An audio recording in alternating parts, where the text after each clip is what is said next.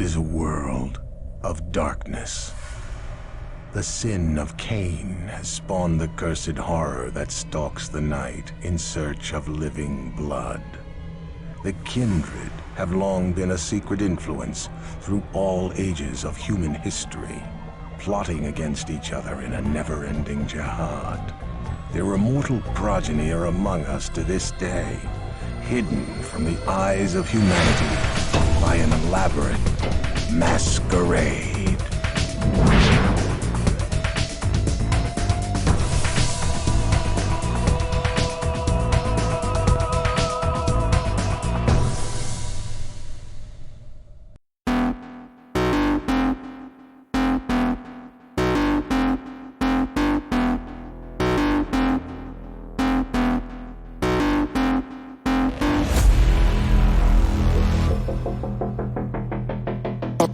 Burn it at both ends. I like the fire causing mayhem. I'm not tired, I've been waiting. I'm not forsaken. I'm my own and I'm jaded. Energy comes from my hatred. Call me the villain, cause I be killing. I got no feeling, I've been dealing with all my demons. I like to feed them, they be chilling. Yeah, they be screaming. I can hear them in my mind. They just wanna find any fight, any reason. Dark side, there ain't no place to hide. All your fears are electrified. Welcome to the hard side, where it's all do or die. We're the shadow to the light. I can feel it in my bones. I'm addicted to the thirst. I ain't never letting go, even when it hurts. This is my curse.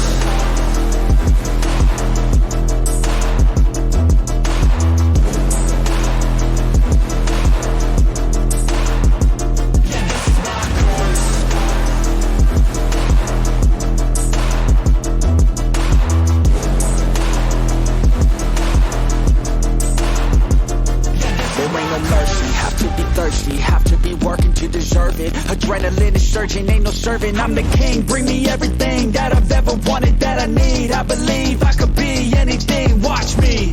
Give me a second to blow, give me a second to grow. Be at the top of the show, be at the top like a pro. I flip the switch, different mode. No, they ain't laughing, no joke, cause I attack when they won't. Welcome to the dark side, there ain't no place to hide. All your fears are electrified. Welcome to the hard side, where it's all do or die.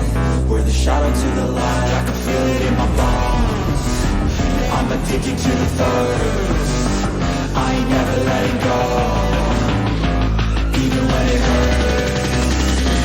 This is my curse.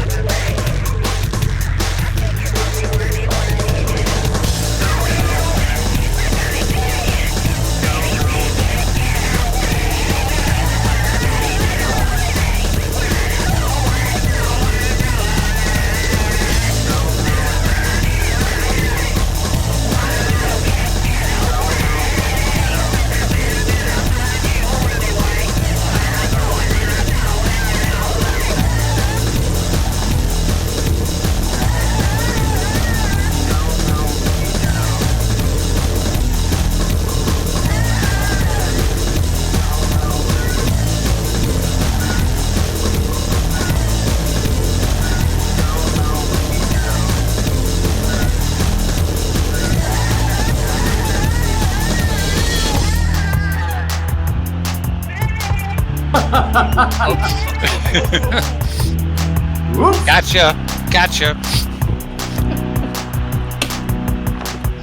I haven't eaten my tacos yet either. At least I have lipstick on. I've got to meet Anastasia and Thomas tonight too. I meet myself. Ha ha ha ha. There we go. Or all wrong. We are back. We are live once again for another episode of Ashland by Night. This time it is unexpected guests. So It's like every episode. no, that is hardly true. That is hardly true.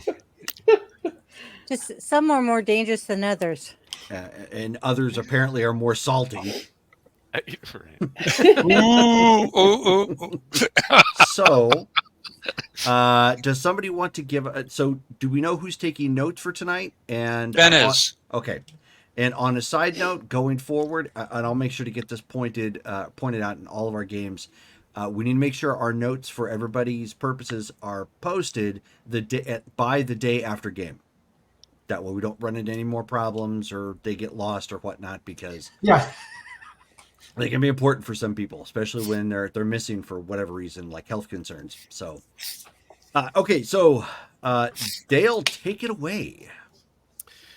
Yeah, let's see here. Bring that up. Here it is. Okay, so started off where Ben woke up. It was alone in the house because Seth, died the game previous. So he decided to immediately start destroying mirrors throughout the house to avoid werewolves popping in. That woke Cindy up. He explained what had happened, more or less. She understands what's going on. And then Gaia showed up and came in and showed Ben evidence that she and Trudy had pinned up, all like Vlad the Impaler style, a couple of werewolves on the outskirts of town. And she had a werewolf pelt and a pair of silvered spiked knuckles that she gave to Ben and let him know about Lex Talionis, something that they follow in the Sabbat, which essentially means eye for an eye justice. So then she also explained that phones were down. Apparently, the wolves had crashed a vehicle into the nearby tower. But we found out later that other Giovanni, workers and whatnot are working on repairing that. We should have it very soon, at least a little bit. We all then met, as we normally do, at the Dragonflugel this time, and went over things that are happening, especially an event we did not plan for. Somebody else sent out invitations saying there's going to be an art show, a type of Toreador salon happening in Ashland that we were scheduling, but that wasn't us. Somebody else is making us do this, but we don't know who. We know that several important individuals are coming, even Simon Melmont, who is literally Oscar Wilde from history. So all of that's going to be going on. It's going to happen at the Speakeasy. That way it's very secure and private, and it'll be easy to monitor, given what's happened recently. And we had a few new people come in. A La Sombra medical examiner who came in from San Francisco. That was Shelley's character, Anastasia Christian. And Steven's character, Thomas Gardner, came in with his sire, Toreadors. The sire has kind of a bad rep, but for kind of a stupid reason. But Toreadors being Toreadors, it's stuck for hundreds of years. And Thomas is a more than hundreds of years. Well, I mean, long time. Yeah. Let's see here. So Thomas is a a fine art appraiser. He does very well for himself that way and has been doing that for a long time. That's his thing. Let's see here. And yeah, then Ben and Johnny went to forfeit here. Got a message from Doofus, the mountain lion, Mr. Vidius's big cat. Ben can talk to animals now. He learned that recently from Seth. And he's going to make sure that birds are going to be available for communication while the phones are down, and having other birds do some reconnaissance down south regarding the werewolves. Sent that message. Then he talked to Jim inside about what had happened, telling him and Shannon to get prepared for anything that happens, and then found out that the box that Ryan and company brought back from their job had a Pervitin, which is like German-sourced, like kind of methamphetamine, like hard drugs, along with Nazi memorabilia that apparently came from some guy's house that they were investigating. So that's somebody that needs to be looked into as well. And that's where we left it. Okay. Good recap. I will let everybody define how it is that they are dressed. We already know Davy's in a beanie, so no, I'm just kidding. All right, so to let you guys know, we're going to be picking up right at the time of the party. So, as an FYI, to reiterate kind of what's going on, Damascus has arrived early. He's brought 10 of his own men to keep an eye out along the perimeter of the block, while the Giovanni are tending to the security inside the building. So there's a lot of eyes on this place, a lot of additional bodies in place. The speakeasy has been closed to normal customers, and only exclusive guests have been let in this evening, so they do not have most of the regular staff. However, only the most exclusive are being let into the back room where the real show is beginning. That, of course, is the gala hosted by the Baron. All of our guests for tonight's festivities, in addition, have arrived. However, there are some unexpected newcomers who have also showed up. I will get to them in a few. When all of you arrive, and we'll once I get done with this, we'll break to let you guys describe what you look like and when you arrive. On display in this main room, there's obviously a large table for everybody to sit at, conference style. There are glasses of blood, so there is refreshments provided for those who might want or need it.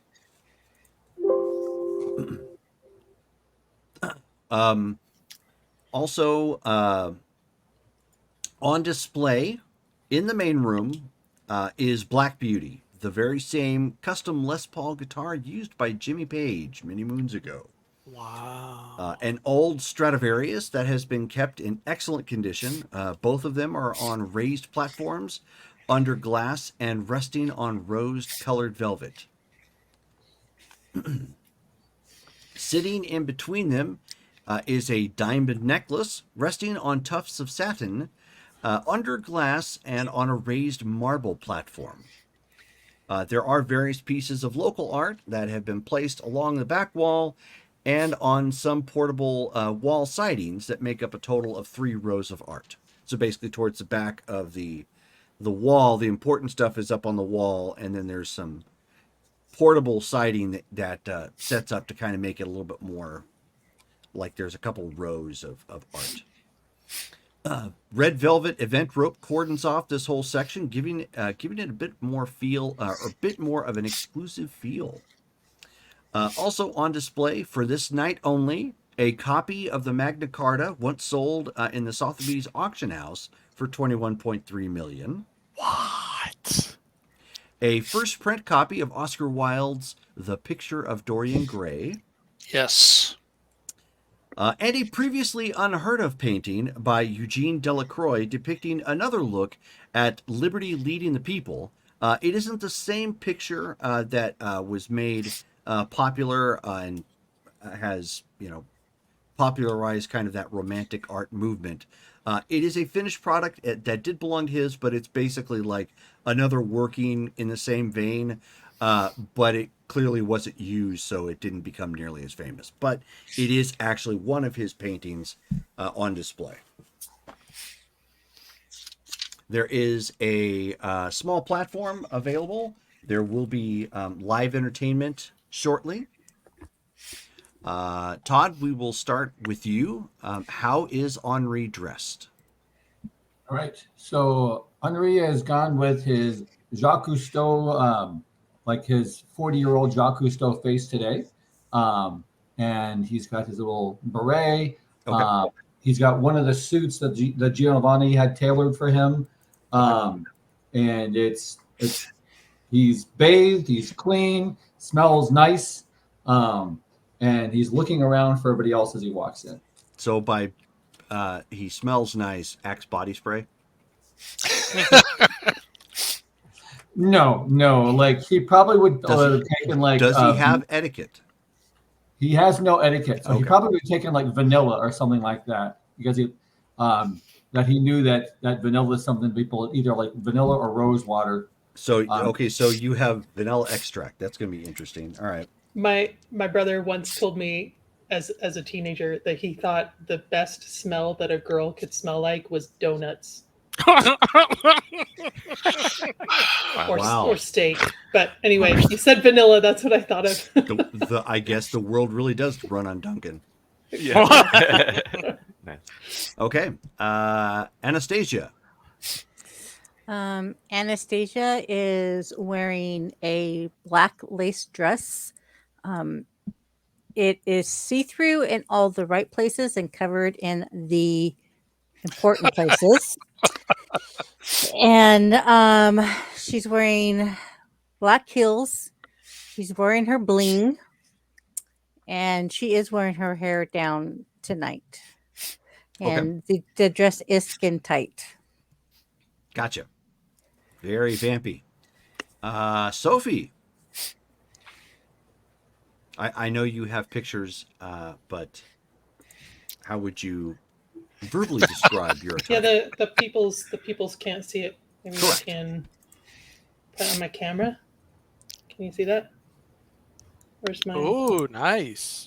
There we go. Baron's showing a little leg tonight. Yeah. Yeah. So it's also got interesting cutouts in interesting places and very tall heels. Because that's a Sophie thing. Right. So Ben Hamid. Yeah, so he's wearing black jacket, nice blue shirt, button down, like what I got on right now. He's got black dress pants, and black shoes. Very simple, but tries to make it elegant. Not wearing a tie. Looks like he's doing that on purpose. And when available, he's going to make sure that he's actually nearby Sophie when she arrives. Okay. Johnny. All right. When Johnny walks in, Johnny had a very good appointment with Derek. Let me see if I can remember his name here. With Derek Matthews, put him in a very nice black tux, white shirt. Looks like he's ready for, black tie event, black bow tie. And usually Johnny's hair is kind of shoulder length. He went ahead and cut it, and now it's shorter, and it's kind of combed forward. So that's Johnny tonight. Gotcha. For those curious, Derek Matthews is a contact of Sophie's. He's a costumer at Century Media Studio. So, Yeah. And Thomas. Thomas. Thomas is wearing a charcoal tuxedo. He's got a slightly off-color French cuffed shirt with diamond studs. His tie is gray and silver, and the shoes are black. And instead of the normal eyelets you would find, they appear to be silvered. Okay. Okay, and I think we have. Yeah, no, I saw it. Hang on a second. There we go. Boink. Okay, so all of you have gotten your descriptions in. So those who have shown up, obviously, and by the way, it was Sebastian Melmoth. Simon Melmoth is close to Simon Belmont, and you don't want that vampire hunter here. So Sebastian Melmoth of San Francisco of Clan Toreador, aka Oscar Wilde in another life. Amira Kadir, who is of the clan Rayan Alfen of the Ashura. Deacon Crow, the Ventru Primogen of Portland, who is accompanying her, so he's remains close to her for most of the event. Andromeda Romanus, Toreador Harpy of Portland. Damascus Drayburgeon obviously is on hand. Noel Diatois, Toreador of Paris, France. And Thomas Gardner, who is the child of Noel Diatois. Also in attendance is Opal Wallace, hailing from Clan Ventru of Boston. Also Katrina de Soya, a Tremere from the Court of Seattle, is in attendance, as well as Dr. Jacob Prester, since he lives locally. And a gangrel from Boston by the name of Finn O'Rourke. Oh, no.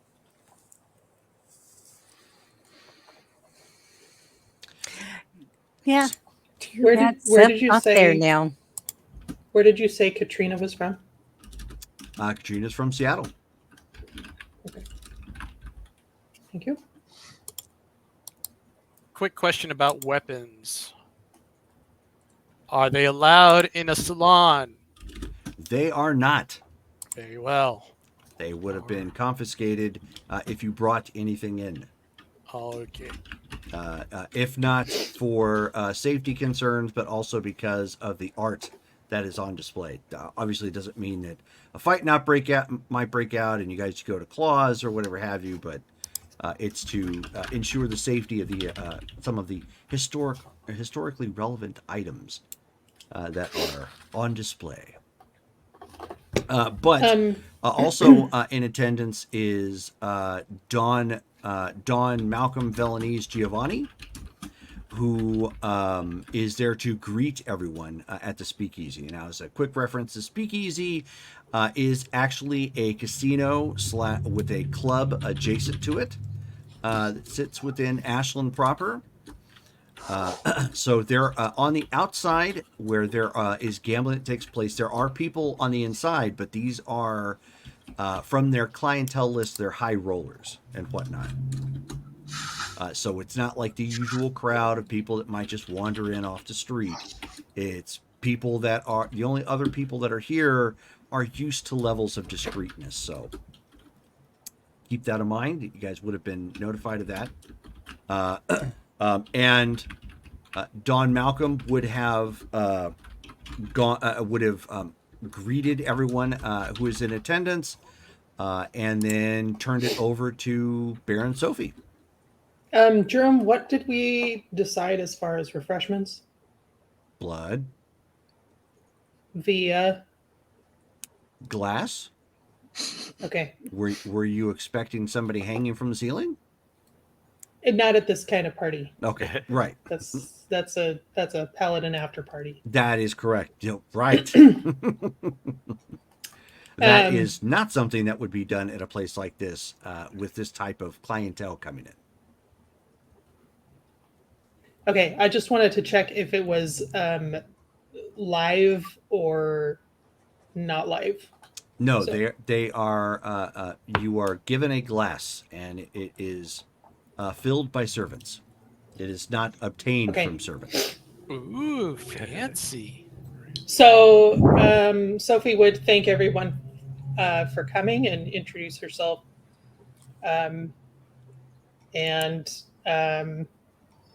she would say that um, the gallery is open, and that to just inviting everyone to enjoy themselves and enjoy the artwork, and that the performances will start in an hour. Okay. So you, of course, had everyone's attention for that sort of thing. And as far as, hold on one second, physical descriptions are concerned. Oop, wrong text file. Here we are. The baby. So Deacon Crow, for those of you who need a visual, looks like the actor who played Glaber from Spartacus. Andromeda Romanus looks like the actor, looks like Inbar Lavi, who played Eve from Lucifer. Oh yeah. And Amira Kadir looks like the actress Mewish Hayat. She's a Pakistani actress. If you're wanting physical descriptions of certain individuals.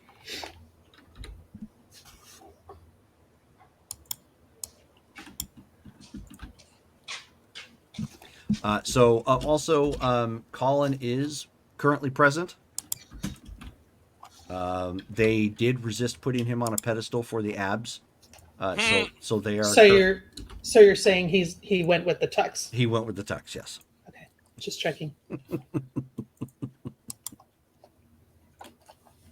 But he is there. He is also in a nice tux. But he still doesn't have a tie on. It's kind of left open to look a little casual. But otherwise, I mean, it's just a pretty simple, like black and white. So basically, Sophie would just be inviting everyone to just socialize. Of course, sure. For the next hour.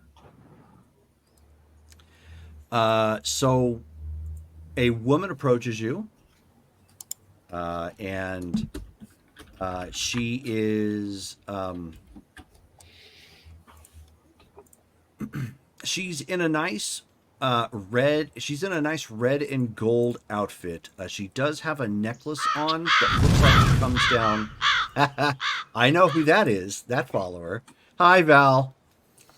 That comes down to a what looks to be like a bull's head. Not very big. It's not like a chunky, medallion or whatnot, but just a nice little gold. So she's a basketball fan, is what you're saying? Yes, Chicago Bulls basketball fan. You totally got it. That's what I thought. Yes, that's what I thought. And you also missed the Jordans that she's wearing. Right. So her dress is too long. I get yes, it. no. Oh my goodness. But and her hair is kind of done up.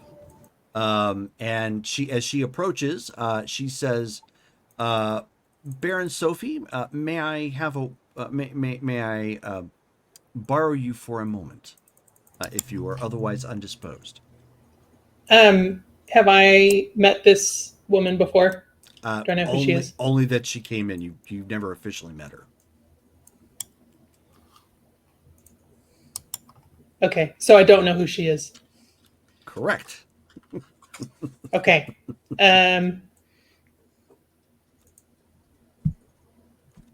Okay. So Sophie will step aside with her, I guess, and They wouldn't do like name tags or anything. No. That's a little gauche Right. or a lot gauche. Hi, my name is. Yeah, exactly. Okay, I'm so she'll imagining like a gangrel trying to get the whole concept of a salon down right, but then at the last minute he's like, "But I don't know everybody's names," and then he just leaves rows and rows of tags and a marker, for everybody to put it on.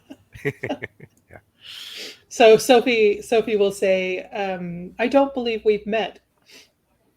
She says, "No, we haven't met officially. I am only here for the evening, so I do apologize that this is the first that we are meeting. But I am Lily's sister. My name is Katrina DeSoya." Dun dun Oh. dun. I see. Sorry for your loss. Thank you. I do apologize about this request coming on the heels of your very fine event. But before the evening is through, I would like your assistance in getting whatever belongings she had and taking them back with me. Sophie would like to check her aura. Sure. And my microphone is in the way. What was that sound? That was me moving the microphone. Oh, okay. Sounded almost like somebody's pulling down a zipper of some kind. I was like, oh, hang on. No, that was just my hand pushing the microphone down. Nice. Okay. Super awkward.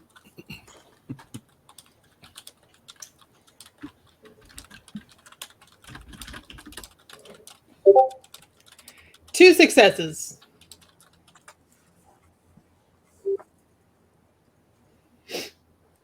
Okay. So you are able to pick up. Look at that. I had that already on here because I knew there would be Auspex checks tonight. She is light blue. And the main color is light blue, but she is a little light green as well.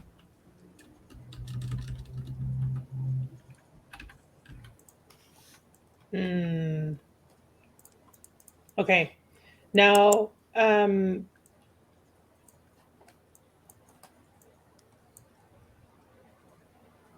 she doesn't know that Lily was the same as Persephone. That is a great question. Are you asking me? Because I can't answer that if you don't know. No, I'm pretty sure she doesn't know. Okay. And so,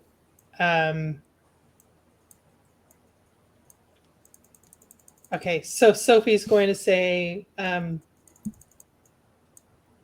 surprised you weren't able to come sooner. Emotional damage. She says, I was tied up with events in Seattle, and clearly the information took longer to get to us.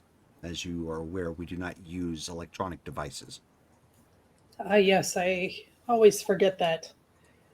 And Prince d'Abraham sends his regards. He was unable to attend. He was slightly offended that he didn't get enough lead time. I see. Well, you will have to convey my deepest apologies.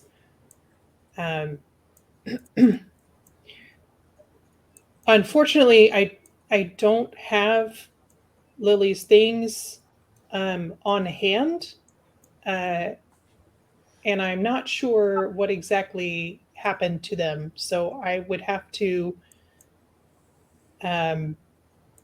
put out some feelers and see what is still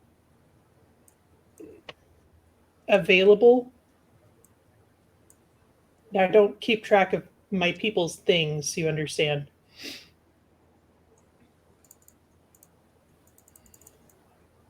So she looks a little disgruntled for a second as she took a moment to look at you, and she says, "Huh?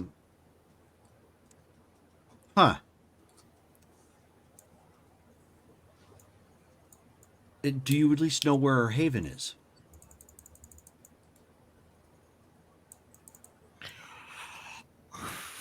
I believe so.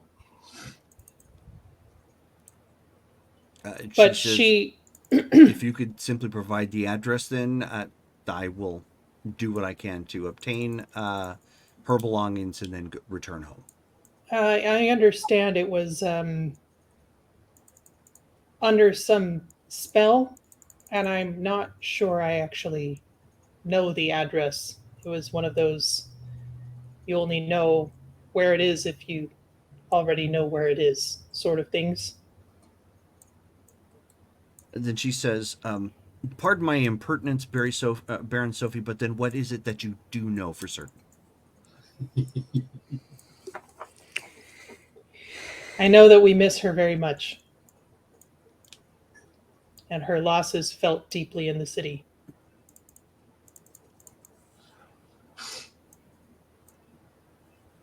And with that, she turns on the balls of her feet and walks away.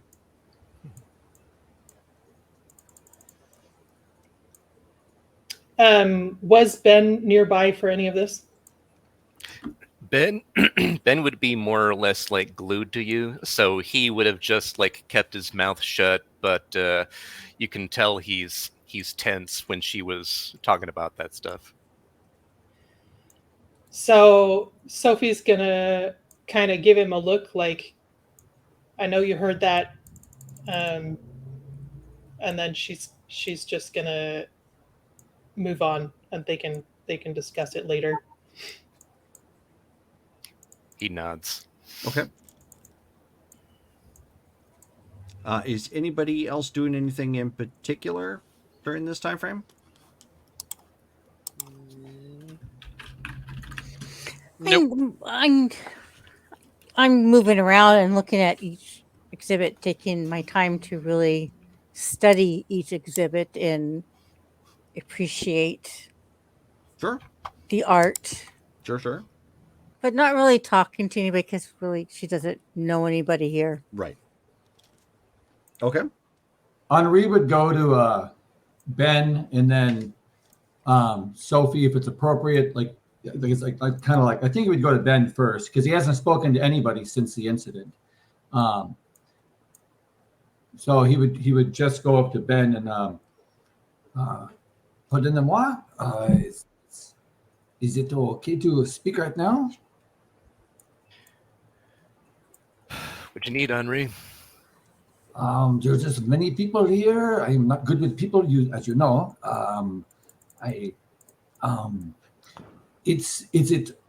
Should I just stay in the background, or is it okay to? There's many new people here. Would it be better to I don't know, walk around and say hello or bonjour, or just stay back?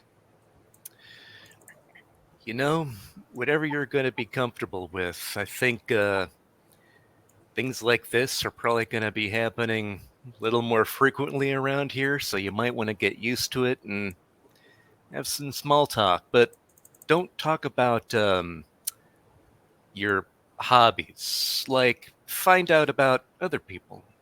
That's what your clan does anyway, right? This is true. I am delving more into this of late. So yes, ask more, review less is what you're saying. You got it. But I can do this. Okay. So I'm going to walk around. I'm going to greet with the Baroness, and then I shall go from there. Sounds good.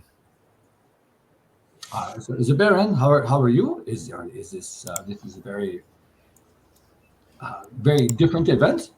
Very. Yes, it's a good opportunity to make some friends with our neighbors and um, just enjoy the evening. Have you spoken with um, Mr. D'Artois? Thought it might be interesting to um, discuss someone from your home country. I've not met with him. I was walking around. It would be one of my uh, people to say hello to, bonjour. But I just needed to tell you. I mean, and with not meaning disrespect, but your outfit is very nice. You just, oh my, you're very nice tonight. Oh, thank you. Glad to hear that. So, no real plans tonight. No hidden agendas that I'm aware of. Just enjoy the show. And to put your mind at ease, as Ben was just saying, if my thought process this evening is if it would make the Baroness uncomfortable, do not speak of it. So that's I will just go with that as a general rule for tonight. Thank you. Thank you. With outside company, that's an extremely good rule of thumb, and I appreciate it very much. Oh, the rule of thumb. Oh no, you probably don't want to know where that comes from. So that's Yeah, well,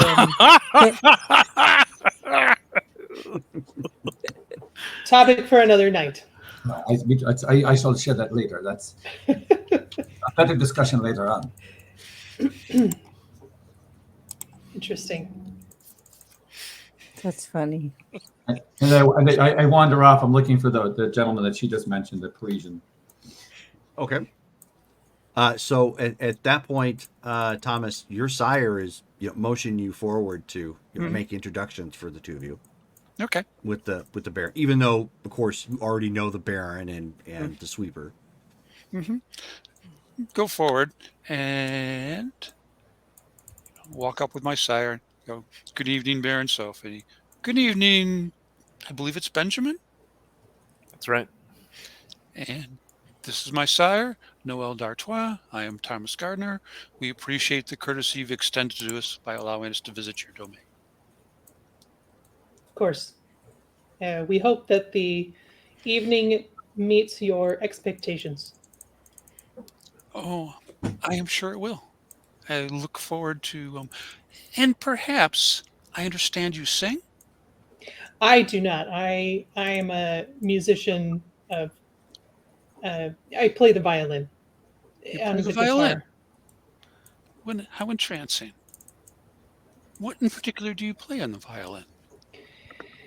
Well, I am classically trained and recently branched out into the more of a rock metal um, avenue of late, I see. And as I'm sure you probably have heard.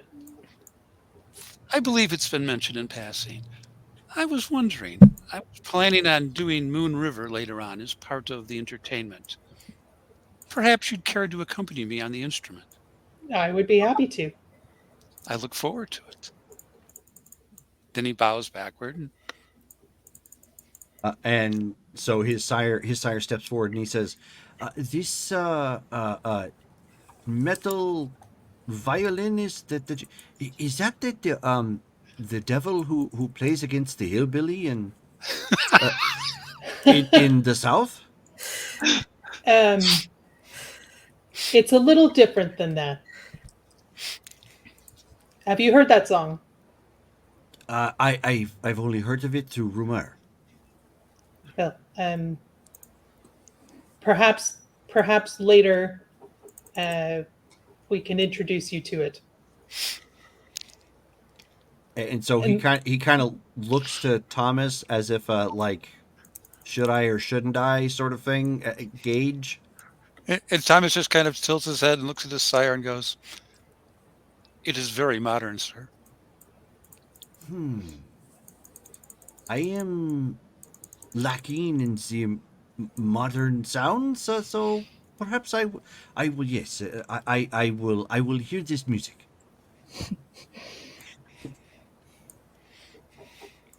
We will earmark that for later in the evening.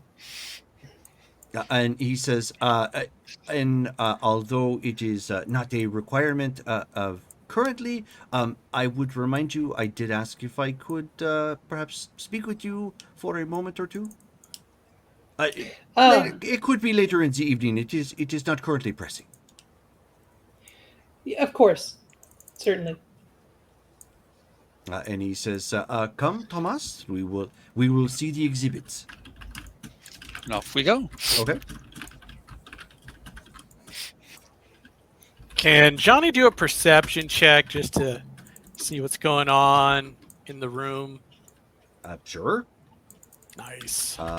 So Let's turn on perception. aspects. Yeah. So then, what are you doing at aura perception? Hearing. Heightened senses hearing. Hey, Rachel. Get well soon. Hey, Rachel. She's in the chat too. Rachel. You can obviously see what I've put on the screen. So Get in well your soon. spot. Get well soon.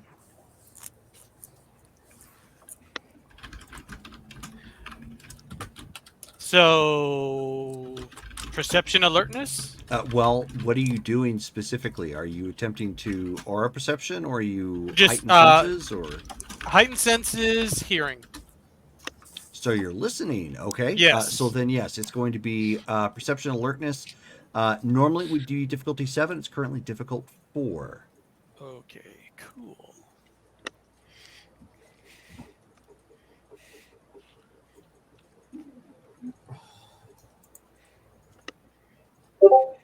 Three successes. Okay. Sweet.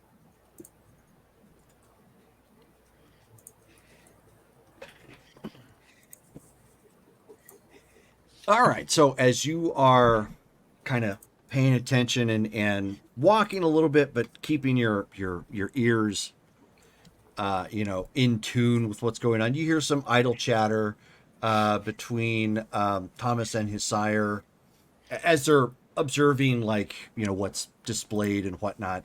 The modern things obviously go way over his sire's head. So, I mean, he gets the idea of the guitar. It's an instrument. It's very clear it's an instrument. But it's like kind of foreign in a sense because he's that old. It's like he gets the whole string. So Thomas is kind of filling in the pieces where that's concerned. You see Katrina is kind of brooding and just looking at things and occasionally watching other people. And as you're kind of listening and looking and whatnot, she catches your eyes and just stares daggers at you. So your natural reaction, because you're not looking, you're more hearing. It's just Yeah. It's to kind of just keep going about your business and listening where you can. Why was she throwing daggers at? She doesn't even know me. And then you hear Ben O'Rourke is looking around at some of the other items here and occasionally chatting up Sebastian Melmoth. Ooh. Which I don't know if any of you guys remember, but of course Sebastian Melmoth and Dr. Jacob Prester are both canon characters from Vampire the Masquerade.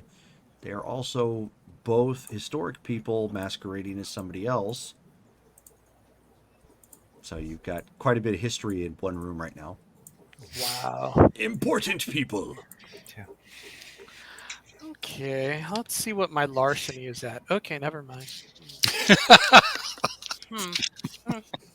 Never mind. Johnny thinks better of it. Okay. You can see Damascus at this point, the venture you met the other evening.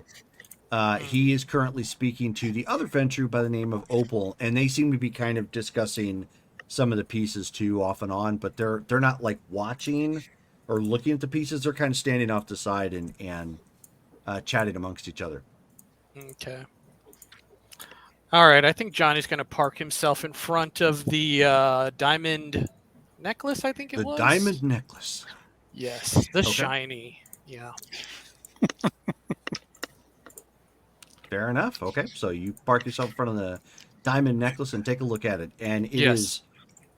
You don't really have the skills to like appraise it per se, but it is like it is well designed. It's got some lights on it specifically just to get that sparkle going. I mean, it's a fantastic piece of work. Excellent. Okay. That's Johnny for now. Okay. My character is going to walk up beside him and look at the case. You And know, I think it would take several lifetimes before one of us could afford something like that. why would you not just take it?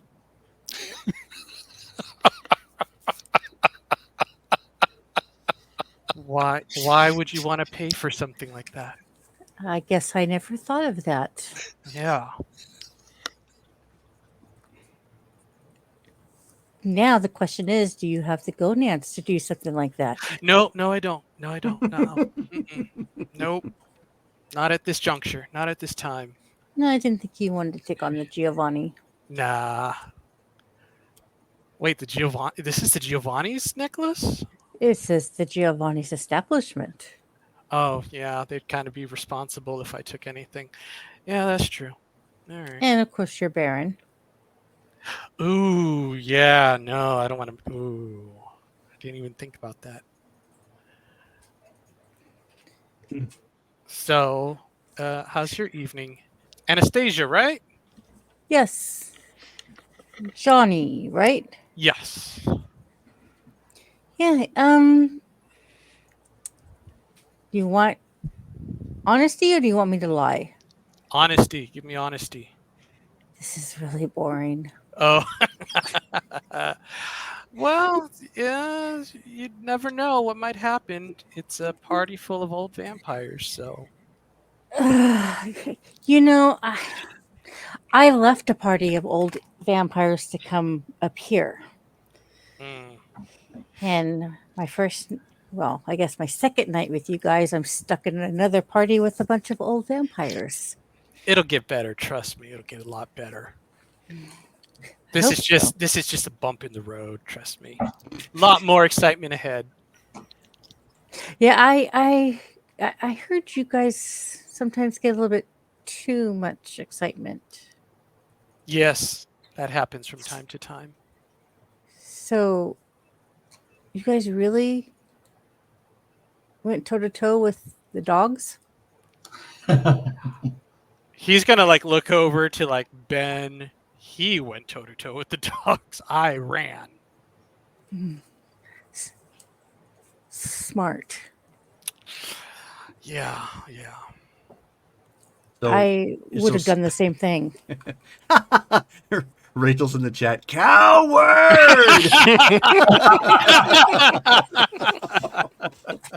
Harassment from the peanut gallery. I love it. So you both end up hearing somebody come walking up behind you, and he's in.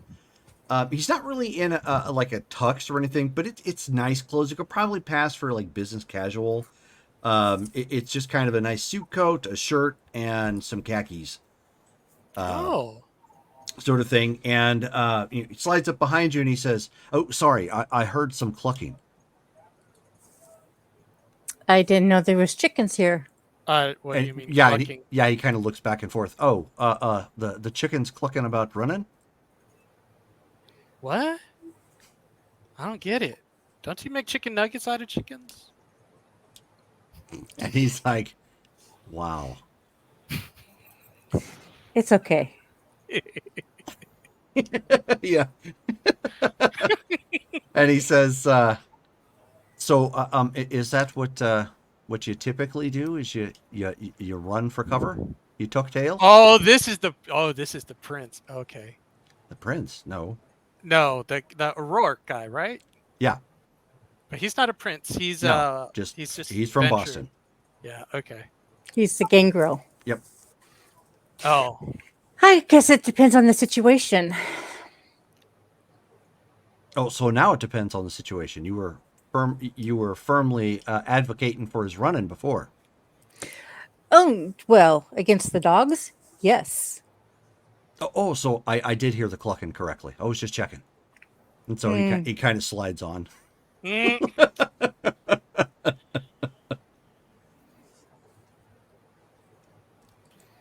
And Have a good night. yeah, and he comes approaching Ben and Sophie. By the way, Colin is here too, but Colin is playing the part of Ghoul right now. She's going to lean in and whisper to Johnny, "This is why you're still alive." And as you see him walking, this makes no sense to Sophie and Ben, but Finn all of a sudden goes Bogak from like halfway across, the gala sort of thing. Good God, is he part Malkavian? And so he approaches and he says, "Hello, Baron Sophie, correct? I am Finn O'Rourke of Boston. Pleased to meet you." Oh, the pleasure's mine. She'll shake his hand. Okay, so he shakes your hand. He sticks it out to Ben. Ben shakes it. He says, "Oh, and you would be," and he kind of puts his hand up to it. He says, "The sweeper." That's right. Yeah, you know your terms. Good job. Well, truth be told, I just looked it up online. So On the That free. works. on the Freep, yes, your embedded reporter, I think is what he's named. He has a whole wiki page going for this place now. At this point, Oh boy. it's getting kind of extensive. I don't know if that's safe or not, actually. Oh, interesting. Maybe you should talk to him then. Maybe but, I should. Maybe well, I should have invited him here tonight. Kind of thought he would have already heard about it. I'm not going to speak for him. I couldn't say one way or the other. Don't know the guy. Sure. That's neither here nor there. So, you're from Boston, right? I am from Boston, yes. And apologies for the peanut gallery over there. They were clucking as they were looking at some of the items. So No, I don't follow, but that's okay. oh, cowards.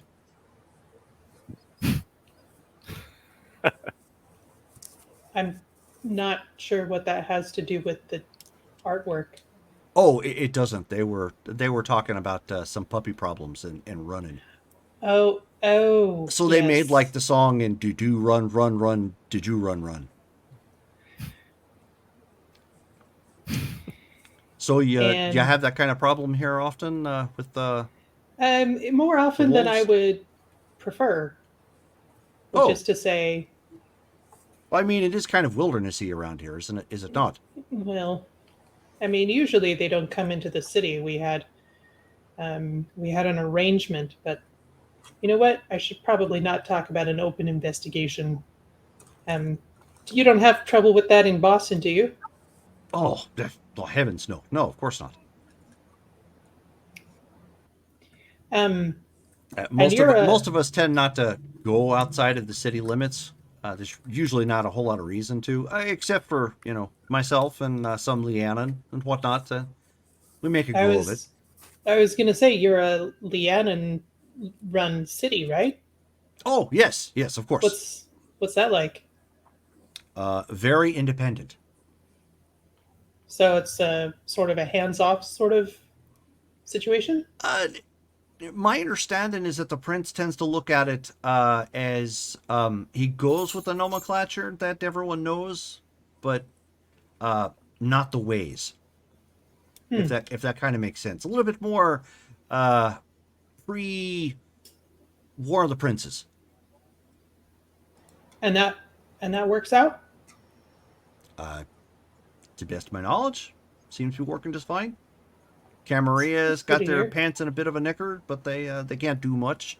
Sabat tend to leave the city alone. So most of it's just kind of clan politics stuff that pops up every so often. Nice. Like who has the better seats to the White Sox game. Right.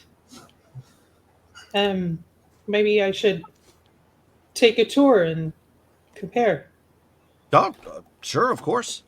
You already had. I'm surprised I haven't seen her, but somebody by the name of Damaris visited not too long ago. That's right, she did. She did. That's kind of what possessed me to show up. Huh. I figure, why not? You sent one of yours for a day trip. I'll come out this way for a day A trip. little foreign exchange. Sure.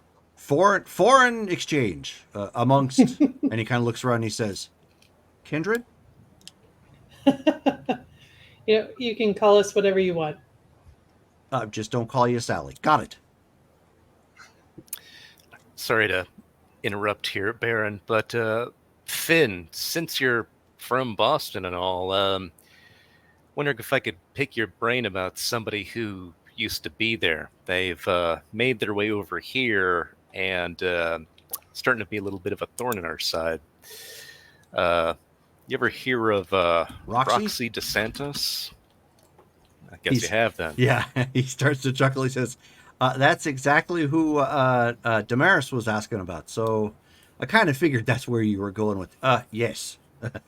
There aren't many kindred within Boston that hadn't heard the name. Yeah, so she's pretty infamous. What did she do anything actually to kindred there, or was she just messing with the city? Well, I mean, it's sort of entwined, don't you think?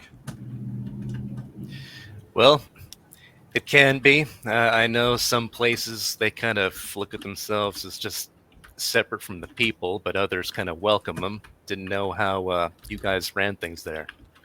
Well, I'm not exactly a part of the rank and file of the rank and file, but there is somebody you could ask, and he kind of does like one of these numbers sort of thing, and like a bit of a side eye over to Opal. He says, rumor has it she has a particular big bone to pick with old Roxy dear. And if Maybe we should Damaris invite her let to- it drop that that Roxy was out here, I'm kind of not surprised she's here. Yeah, maybe we ought to formally invite her to join us for a little while. Yeah. In the city, while we discuss how to eradicate the issue. Think she'd be up to talking about it now? Sure, why not? So I mean, he just shrugs. He says, "I'm not venture enough for that crowd, so I wouldn't know." I hear you. I take it you're not that much of an actual art guy then. You're just here for the crowd and the scenery? Oh, are you kidding me? I'm Finian enough to enjoy the fact Oscar Wilde is here. You bet your sweet patootie I'm going to be here. That's a good point. Have you met? Oh, I've side chatted him a little bit. You know, I don't want to crowd his space. I'm certain he gets that every so often. You know, I'm certain it gets around. So I'm giving him some time. I'll probably circle back after a drink or two. Do the cool thing. Right. Do Right. the cool thing. Although you don't have any walls for me to kind of like hang out and do the I'm in the crowd, but I'm not in the crowd sort of lean. Well, I suppose when I go chat him up, you're welcome to walk up with me if you like. Oh, so I can be one of the accepted types with the Baron and the official Baron and the official sweeper. That's tempting. I'll have to If check. you like. I'll have to check my schedule. Of course. But I figured I'd introduce myself since I find myself within your domain. And should you need of my assistance while I'm here for the night, need only but call. Well, thank you. Finn, right? Finn O'Rourke is the name. All right. Well, pleasure to make your acquaintance. So he nods, kind of bows a bit, you know, with the flair to it, and steps away. So Sophie will take Ben by the elbow and wander over to Opal. Okay. So Opal is, currently speaking with Damascus at this point. They seem to be stopped at the Magna Carta and, kind of bantering back and forth a little bit with idle chit chat. It didn't seem like it was anything important. As you approach, however, both of them turn to face you. And Damascus says, Baron Sophie, it is fortuitous that you approach. This is Opal from Boston. She is actually, or had been, the Ventru Primogen, and now she is the only Camarilla presence currently within Boston. Opal, this is Baron Sophie, Wow. and this is her sweeper, Benjamin Baxter. He's got a Benjamin too. So Sophie will hold out a hand to shake. So she politely shakes your hand, and to Ben too, if Ben offers to shake. Ben does that too, yeah. We're so pleased that you could make it. She offers a polite smile, and she says, "I appreciate being allowed in. I understand that I did not receive an invitation, but when I heard this event was taking place, I found it hard to pass it up." Are you much of an art appreciator? In so much as it's corporate art, but yes, I would imagine that's similar. Well, it's a little gauche of me to get down to brass tacks, but we had a little birdie told us that you may have some side projects you were interested in Ashland while you're visiting. We thought we might speak with you about that side project, if you're willing. She kind of, looks to Damascus, and Damascus nods, and she says, I'm in town for tonight and tomorrow. I wasn't aware that there was a big project that I was involved in, but I think I know what it is you're referring to. Regarding a certain persona non grata. She says, yes. Did you want to discuss this here, or? It can wait if you're going to be in town for a little while. I hate to upset any of the festivities. She says, no, it is quite fine. Mr. Draybergen is actually assisting me with a haven in Klamath Falls for the time being. So I would be available after this gathering. All right. Then we'll make sure to look for you at the end of the evening. Of course. Thank you again, Ms. Baron Lore and Mr. Baxter. Please enjoy your evening. Thank you.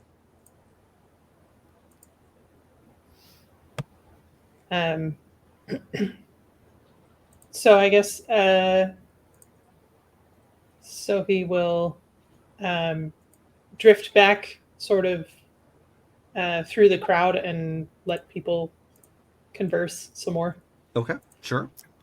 So Henri, it's clear you can hear the French accent.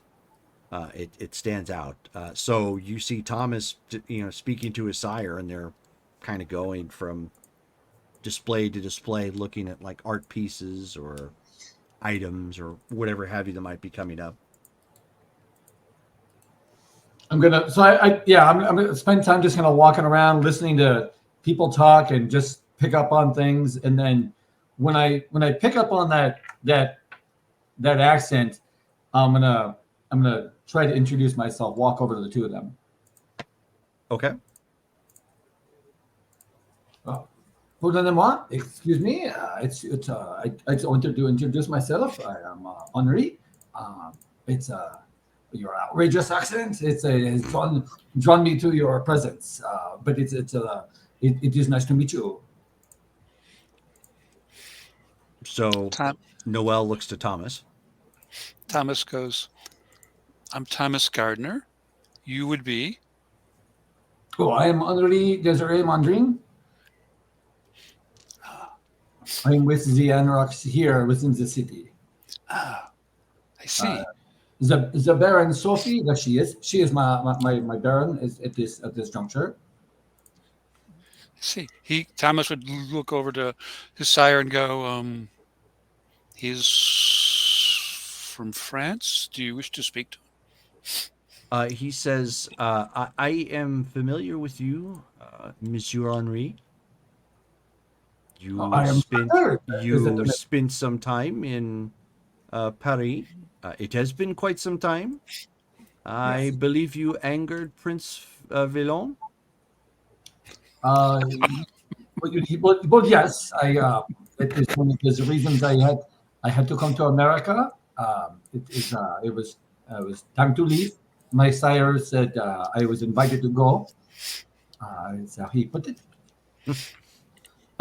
So he says, so you are still on the run? No, I'm not in the hiding. I like America. I've gone from the eastern coast. I've gone up to the Canada. They speak French there very much. It's very nice up there. And then went to traveling west to the United States. New Orleans is very nice. Baton Rouge, and I've come to the West Coast and I've made my way here to Oregon. But it's no, I'm not in hiding anymore. I've made myself one with this clan. I have, for lack of a better word, I have embraced the anarch disposition. And they are okay with your predilections? They are working with me on how to restrain and contain the beast.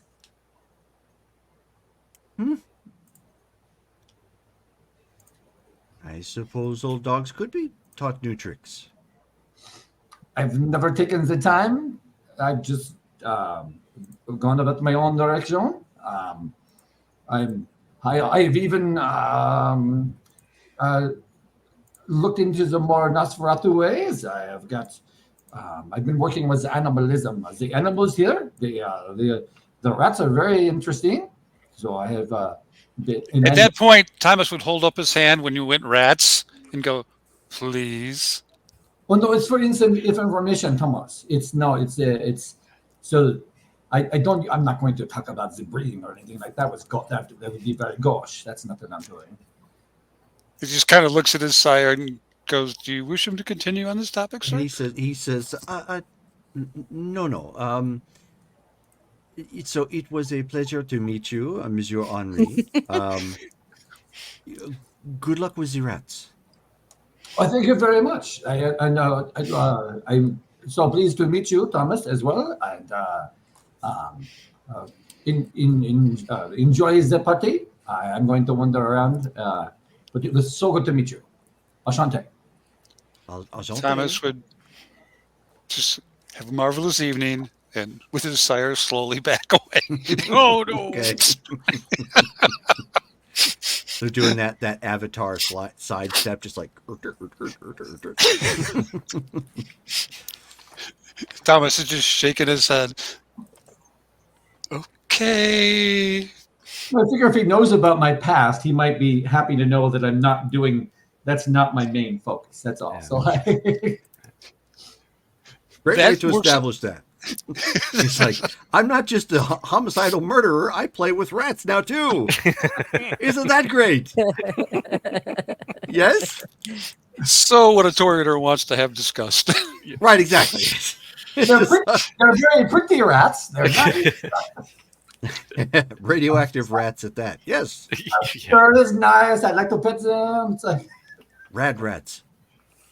Yeah, right. as I'm walking away, I'd be like, "Oh, I should have mentioned the kitties." And I turn around and I see Thomas. I'm like, maybe not now. So Oh my. We go back to looking at the art and just in general paying attention. Is there anything, for lack of better wording, that seems out of place? Define out of place. Well, it's not like me and my sire would have had a lot of opportunity to socialize at Toreador events. So I'm kind of going from what limited experience we would have had, which is, you tended a few. So, but at this level and the people that are here, I'm probably sure we didn't have this level of interaction. So I'm going, and especially experience with Giovanni. I mean, that whole thing is out of the ordinary. And thank you again for the raid from Table of Horrors. Yay! Been rated for a rate of 17. Wow. Yes. thank you. Thank you. Thank you. So just from that perspective alone, I mean, we all have our quote unquote stereotypes. Do the Giovanni meet the stereotypes we're used to hearing, or do they actually appear like they have some level of social decorum, for lack of better wording? Oh no, they look like they have social decorum. I mean, well, given the fact that they're known as people who play with dead bodies, you don't see dead bodies anywhere in here. So, you're not like they could pass for Ventru or Toreador by their attire. How odd. You can hardly tell they're Giovanni. That's exactly the thoughts that's going through his mind. You're right. Funny, they don't look Druish. So he spends the rest of the night looking for the bodies. Right. They must be here somewhere. I'm kidding. Maybe the Nosferatu knows where they are. Probably. So anyhow, other than losing some stereotypes, do the anarchs, what's the word I'm looking for here? Is their interaction what I would have expected from my limited experience? Yeah, you wouldn't honestly know. That's a hard one to say because you came from old world. Yeah, that's why I'm kind of like looking at this going like this is very not old world. So if by that is that indicative of America or indicative of anarchs? Hard to say. Okay. I mean, this is hardly a stereotypical anarch gathering. I mean, everybody's wearing pants. There are no like chains and ropes or like cattle or Yeah, a lot Not of a that single motorcycle. Yeah, Exactly. a lot of that got nixed from Isidora's playlist. So it was pre-screened. I know, yeah. Yep. Okay. So we kind of just walk around going, huh, that's different. That's not what we expected. Alrighty. So as you are talking and kibitzing with other folks, around, so Ben, you end up, so Finn ends up walking up like side, kind of saddles his way up next to you as you guys are off to the side somewhere. And he says, so, Mr. Baxter, I hope you don't mind me asking you a question. So, where's the lady you're normally accompanied with? Oh. Yeah, we had a run-in recently with some werewolves. Don't know if you've heard that news. It was pretty recent. Well, I heard the clucking coming from the peanut gallery, but I wasn't aware that it was new. Is she under the weather? She's gone. They got her. Oh, well, my apologies. I wasn't aware. Clearly. Yeah, yeah. You ever tangled with werewolves before? Oh, of course. Really? It's sounding like you didn't have a lot of those problems out in Boston. You been elsewhere with that? Oh, well, I mean, my kind is known to wander. I may lay my head typically in Boston, but I go up and down Massachusetts quite a bit. Gotcha. Yeah, yeah, tough crowd. Like Baron was saying, we had a treaty with them, but yeah, just out of nowhere, they decided to break that. So we're working on what to do about that for the moment. Hmm. Well, that's something that's new.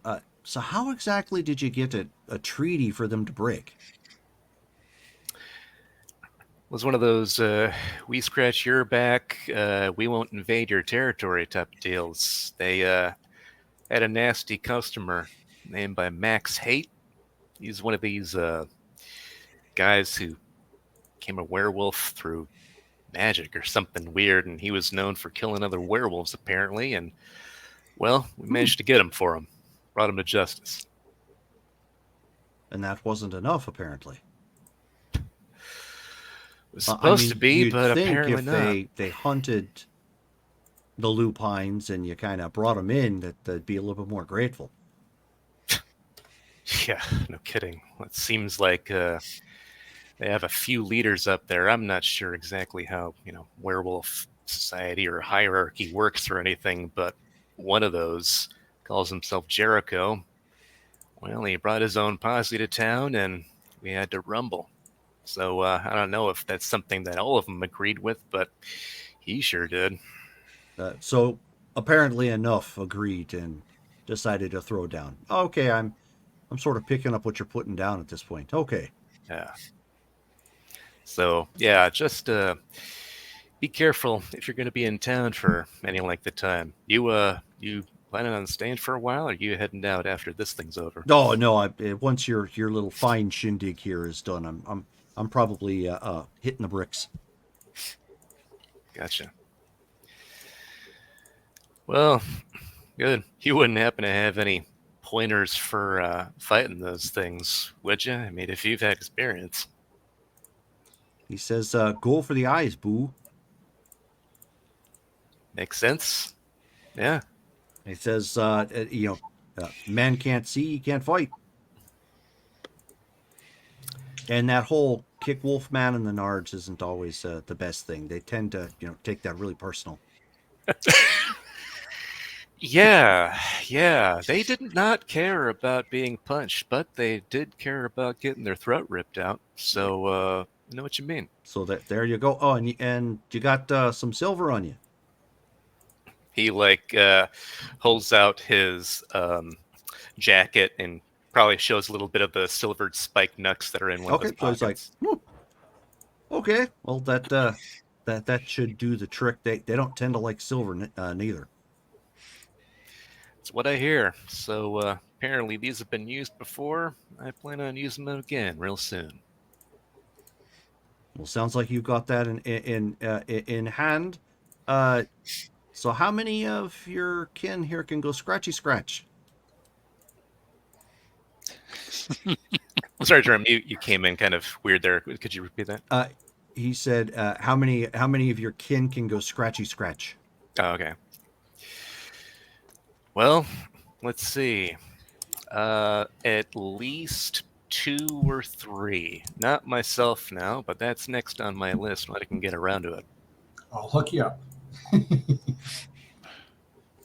He says, that's going to be something you're going to want to invest in. It's going to help make the difference, definitely. Yeah. Thinking you're right. Having to deal with that sort of thing. Ashland's had to fight off a lot of creeps, weirdos, and monsters recently, but that's what happens when you're breaking new ground, I guess. 1 second, task. Doggone it. Oh well, I'll have to deal with that later. Sit down. Okay. So he says, that's all I can really recommend outside of working on the physicalities of being a kindred. Yep. Gotcha. Getting yourself some strength, getting yourself some endurance, move like the wind, try to even things up as best as possible, but return the favor. Attack as a pack. Yeah. It's something our kind tend not to do. Yeah, I hear you. It's a good point. Good advice. Appreciate it. And I wouldn't rely on the young man over there in the tuxedo. He's a bit Chick-fil-A, if you understand what I mean. Yeah, kind of disappointed with that, but thanks for the warning all the same. Rachel again, coward.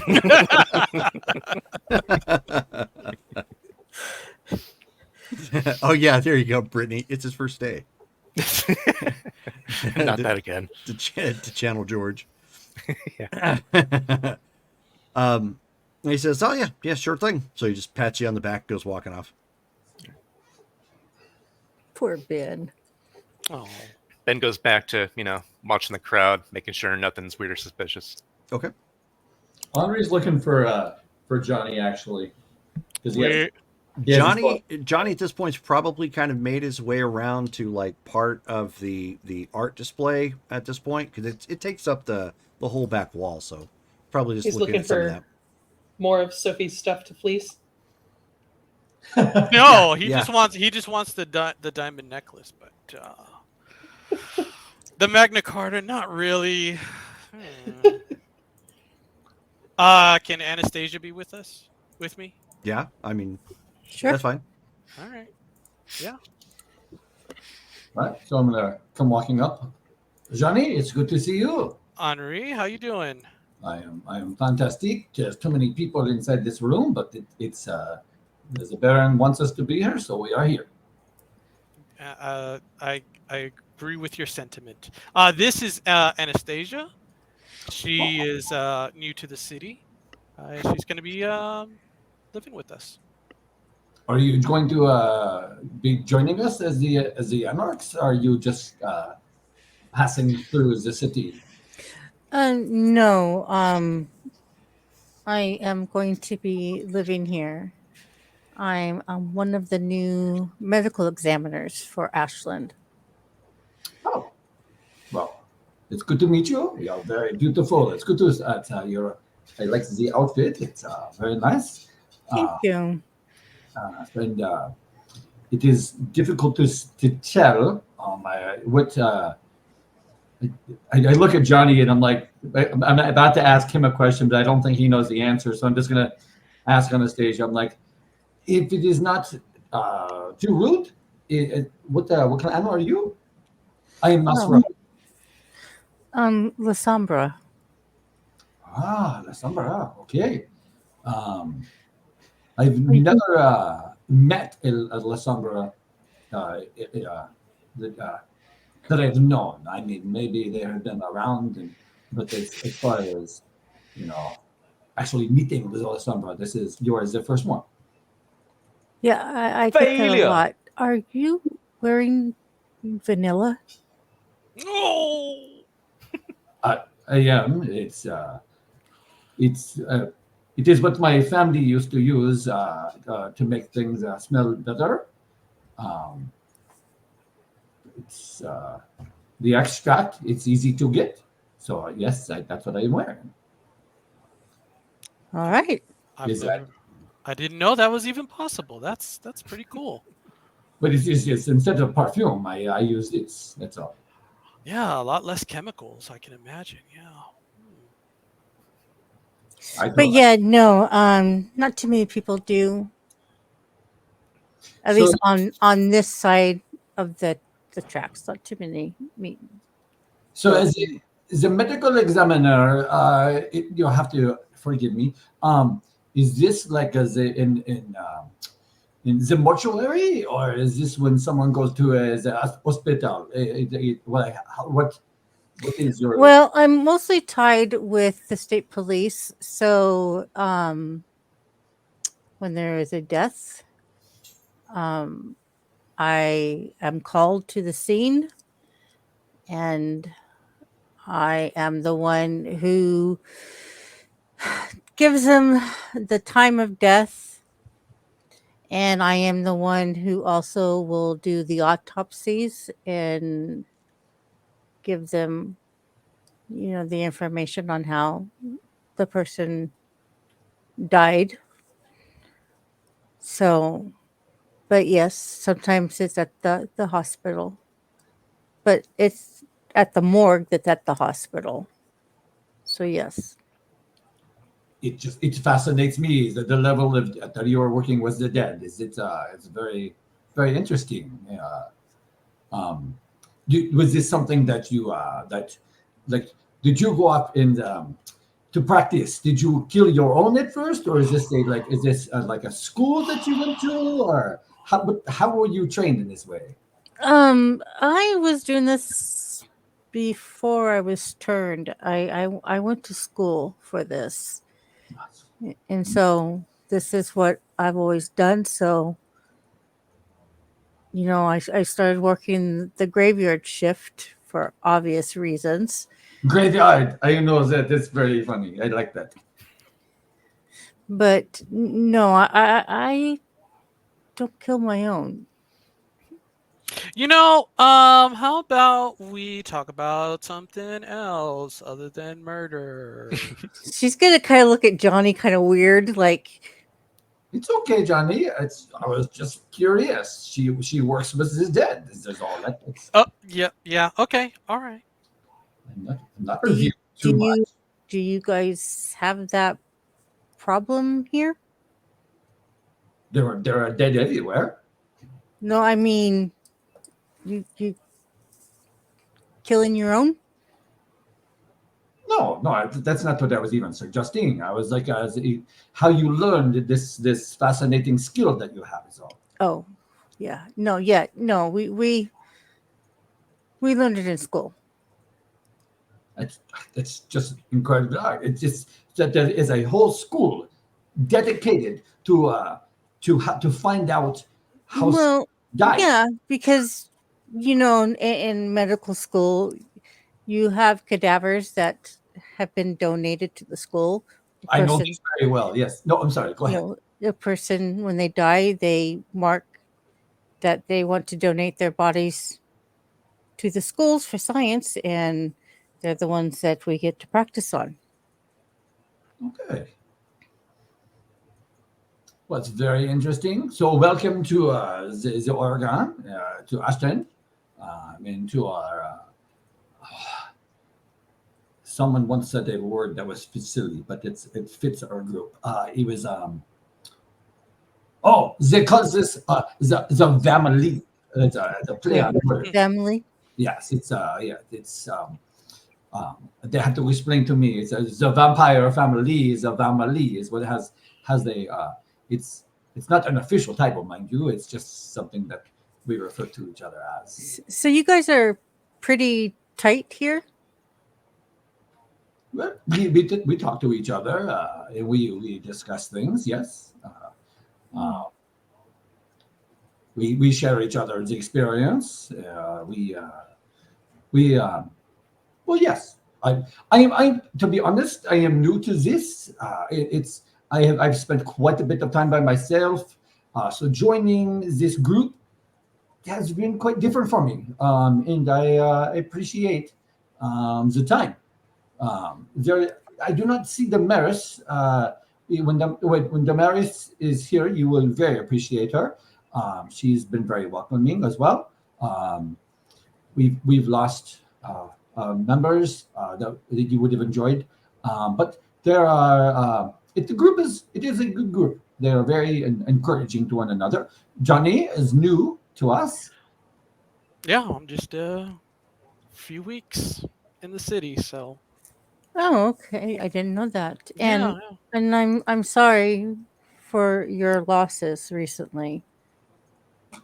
It- that is part of life. It's it's what it is. True. So, Anastasia, you were part of the cam. What was that like? Shitty. Pretty sorry. much. Sorry. Oh, you too. You were also part of the camp. Oh yes, but no, Anastasia, I would like to hear your viewpoint. Go ahead. Very stifling. Yeah, very. I don't want to speak too loudly because I know that there are cam people here, but if you could breathe, you'd suffocate. Wow. Rules upon rules upon rules. It is like a many layer cake it's just a shit cake that you cannot eat. It's the but no, stifling would be a very good way of saying yes. Wow, that's got to be rough on immortals. You have all this time and you can't do anything with it. That is why I left. So it's much easier to go on your own. Well, and I don't know which side of the tracks is better. I guess I was lucky that I didn't have to spend time on the other side. My sire had left by that time. Hmm. So, but I've heard the stories about the Sabbat. Glad not to had to dig myself out of a hole. I mean, I am appreciative of that. Hmm. So are you new to the anarchs then? Is this or is this something like like decades you have been part of this? No, I'm new. I had expressed to my sire my desire to leave the tower, and because we cannot be independent, um, he suggested this place. And since there was an opening for my profession, I gave it a shot. There are rules here as well. It is not just Sabbat. It is not go off and do whatever you wish. But there, it's not as restricting. I would say there are different guidelines. Have you met the Baron? Yes, I met her actually last night. Okay. I made my introductions with her and your sweeper. Well, Benjamin, he's very good. He is very helpful. He seems very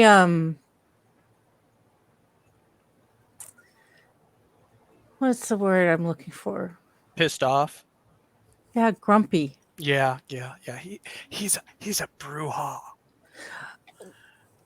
He seems more pissed off than usual. I mean, I've known Brujas. Out of respect to Benjamin, that is a story that he should share with you. Yeah. Okay. Where's Ben? Swing over, see where Ben's at.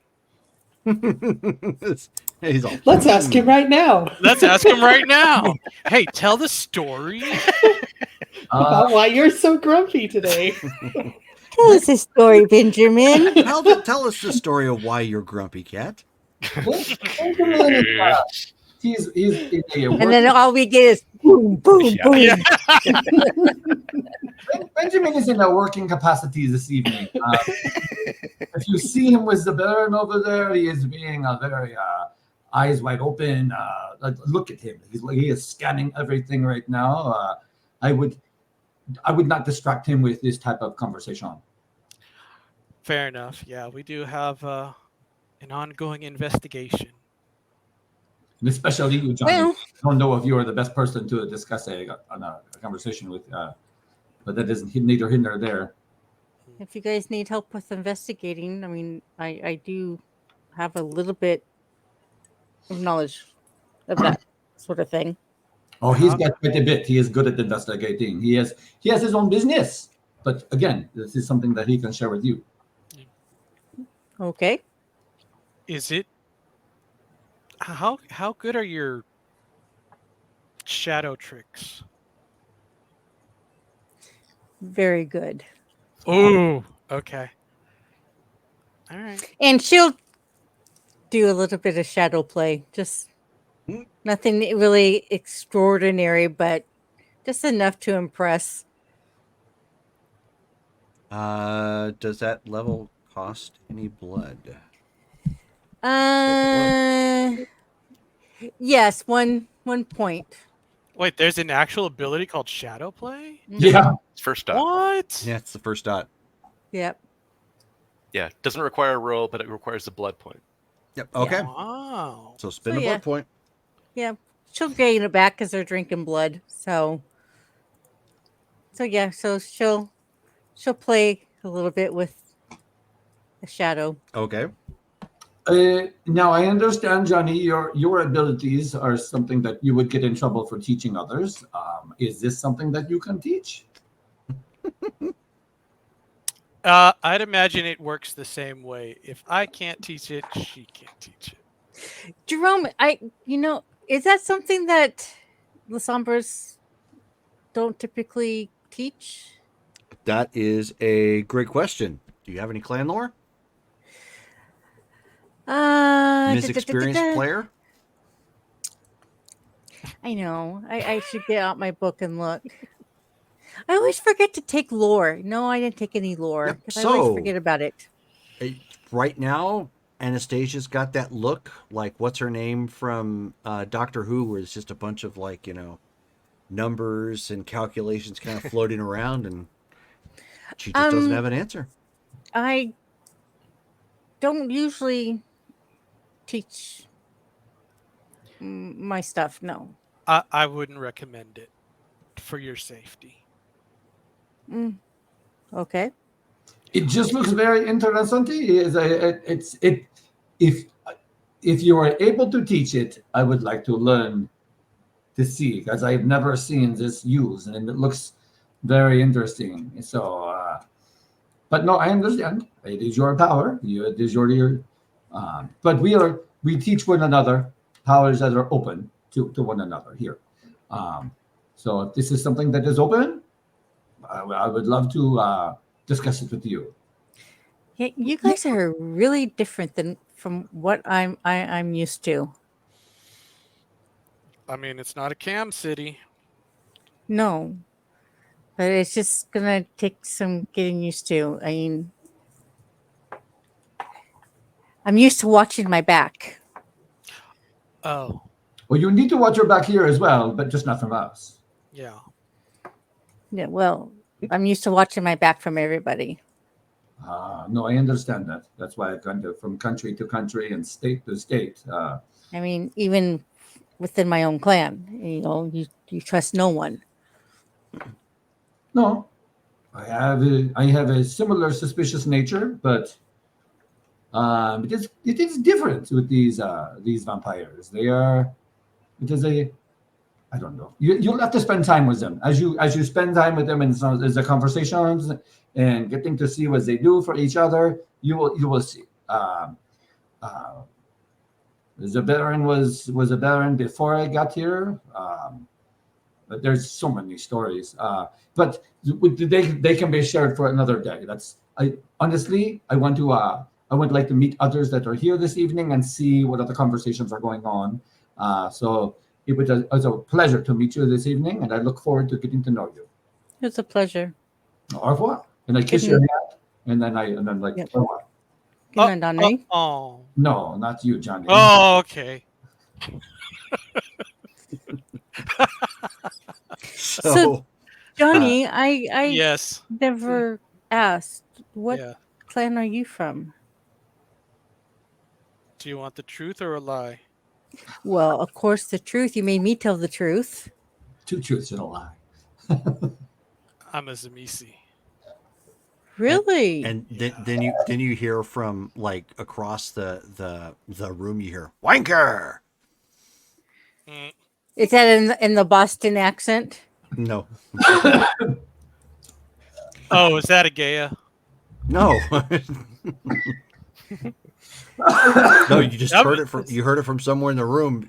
Maybe- Just as she asked, you're like, "Well, really, I'm Maybe in I'm an Irish Zamisi." accent. And then you hear wanker. Somebody's listening to the conversation. Yeah, somebody's listening. Glad Maybe it- it's an Irish accent. Yeah, is it an So, Irish accent? Anyway, yeah. so Can you refine wanker for me? Yes. Wanker. Winka. So you still kind of look around a little bit, but she'll turn her attention back to Johnny. So, did you defect, or have you always Oh, been? I ran. I defected. You're pretty good at running, aren't you? Yeah, pretty much. Been running most of my undead existence, so That's kind of your thing. it's kind of my thing. You'll have to tell me about it sometime. Yeah. And then you end up hearing like there's a sound system in here, obviously for the stage and whatnot, and you hear like some crackling and whatnot, like an old record starting to play, even though there's no record. And then you hear a flock of seagulls start to play. Nice. And I run so far away. Love it. Poor Davy. Finn got a hold of the sound system. Yeah. Sophie is going everybody's- to go run him off. Yeah, everyone's kind of like looking around real quick. Just Don't like, you dare. Don't you dare change the soundtrack to this party. But that's probably a good time to announce that performances will begin very soon. Yeah, I was going to get to that, but yeah, you didn't see who set it up. Just that it started playing, and Poor Sophie. She's having a heart attack. she's like, "Oh no, not these guys! Anything but these guys! They had terrible hair." I mean, I like the song, but The music was good, but damn that hair. So then, do you call everybody's attention for music then? yes. Okay. So then Sophie gathers the crowd at this point that there will be some performances going on. I imagine there are chairs set out. Yes, of course. Well, there's chairs all around the table, so everybody can, Oh, right. can either sit at the table, they can take their chair, they can sit wherever they want, I see. make themselves relaxed. So is Johnny going to So, be a who's- gentleman and offer his arm? Sure. Let's go. Oh. So, Sophie, are you starting? Sure. So, so Sophie will take the violin from the stand Okay. and test it briefly, and she'll nod to Isadora, Okay. and then they will play the Sonata for Violin and Cello by Ravel. It's a very nice piece. Okay. Um, And so obviously Sophie is on violin, or well, playing the Stradivarius, and Isadora is backing her up with a cello. and then and- somebody and a runs by V8. real fast. Round. And do you want me to roll for that? Of Yes. course. How many willpower can I spend at one round? You can spend one. I would Dang it. imagine you're going to go ahead and spend it. I am going to spend it. After last time, yes. I'm going to spend it twice. I'm not going to spend it twice. Oh, no, Okay. you're not, because you're not a cheat. Okay. Would you say Dex and performance or? Okay. Don't forget celerity. Oh, do I get celerity too? You do.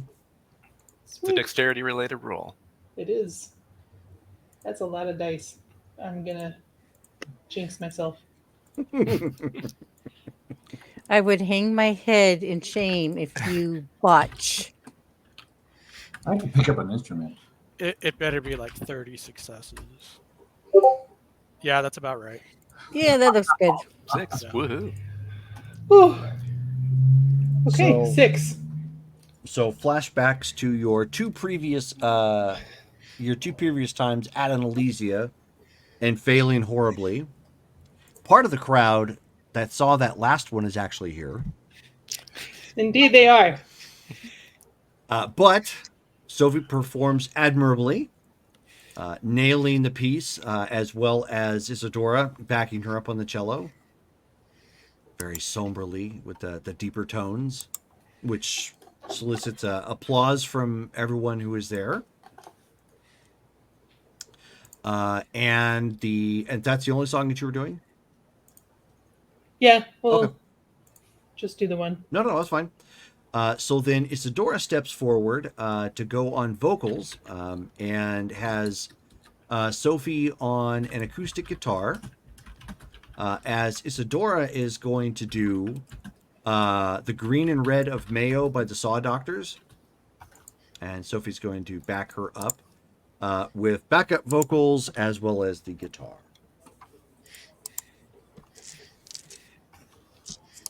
Do I need to roll for that too? Yes, you do. Dexterity and performance for the guitar. Charisma and performance for your singing. Oh, I gotta roll twice. Woohoo.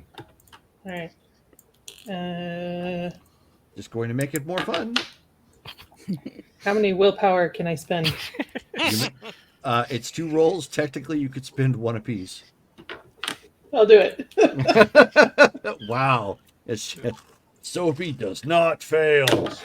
Yeah. Okay. I will not fail. And if you guys are unfamiliar with that song, it's a great song.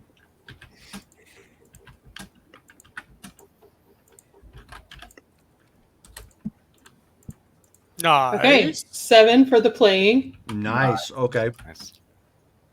And then you said charisma and performance? Yes, indeed.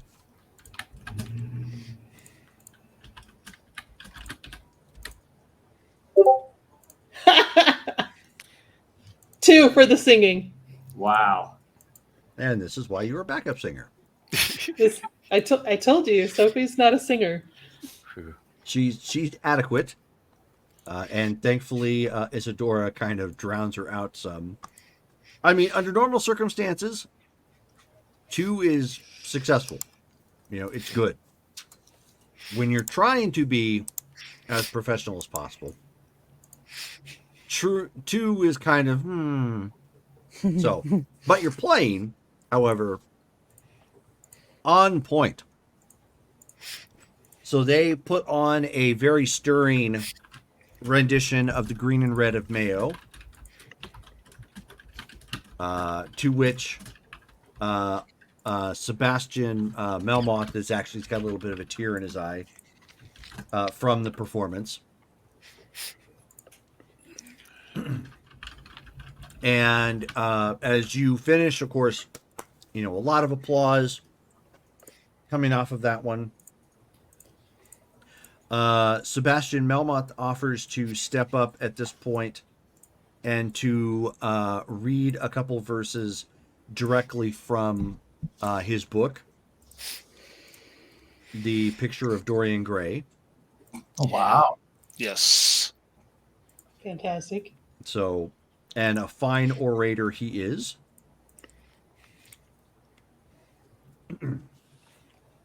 And speaking of which, his outfit is well done,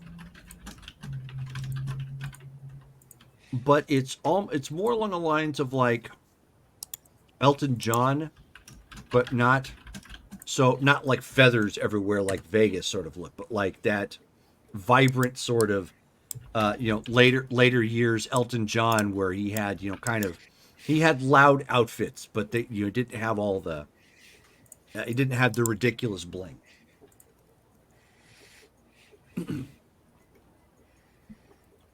And so he gets done. Obviously, I mean, he's familiar with his own work.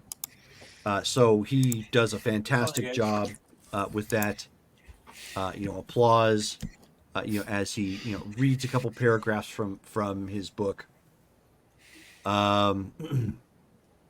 And since this is a Toreador shindig. Yeah, Stephen needs to perform. Yes. So Thomas, you are up. Okay. Thomas is going to do Moon River by Henry Mancini. Okay. River. Yep. Am I using expression and performance or expression and charisma? All right. So you're just singing or playing an instrument? Just singing. Just singing. Okay. So then it's going to be charisma and performance. Okay. And you wanted Sophie on Yep. violin too? Yep. Yeah, spend another willpower. Wow. And I am spending will as well. And the difficulty? Difficulty 6. I should spend willpower too. Anytime I hear Moon River, I think of Fletch, the movie. And there's a scene in there where he's I think talking to a doctor, and the doctor decides it's time to give him a proctology. Oh yeah. So then he just he's in the middle of talking to him, and all of a sudden he goes, Moon River. 4 successes. Okay, good deal, Sophie. 9. Damn. So no. Woohoo. Not Okay. Not the German. 9. Yeah.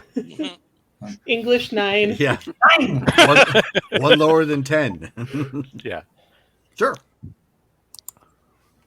So IX, basically what you're saying? Yes. Call IXII. Or Ix, like they have been doing. So, so your singing is better than adequate. You got what, 3 successes? 3 and 1 for the willpower, so 4 total. So 4 total. Okay, so yeah. So then you turn in a fantastic rendition of Moon River.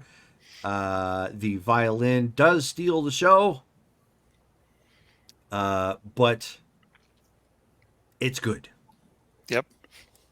Doesn't always helps to have the owner of the Elysium be successful.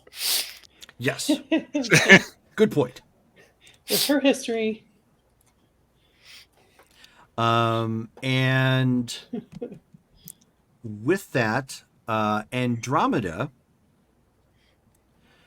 decides to step up, and she offers a poem reading. She decides to read one of Oscar Wilde's poems. So, oink. And 1, 2, 3, 4. So she firmly expresses his words of poetry in narration form, and it was almost good enough that you wish she would narrate your life, much like Morgan Freeman. Nice. Very nice. Grandma Sandy. Legend.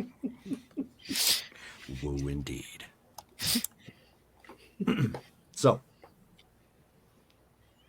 again, your performances are going over, exceptionally well. Ben, give me a perception and alertness check. Difficulty 7.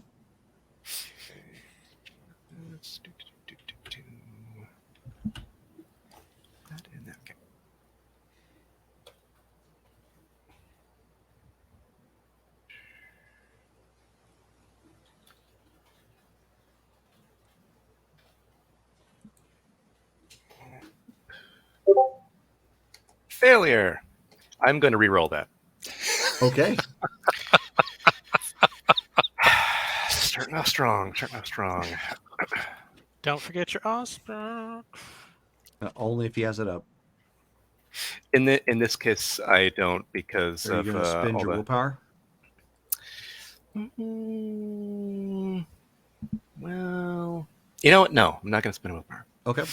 So go ahead and roll. You now have a free reroll from Sophie of the mini points. Oh, thank you. Nice. 2 successes. Okay. So as the music and poetry and whatnot, it's there.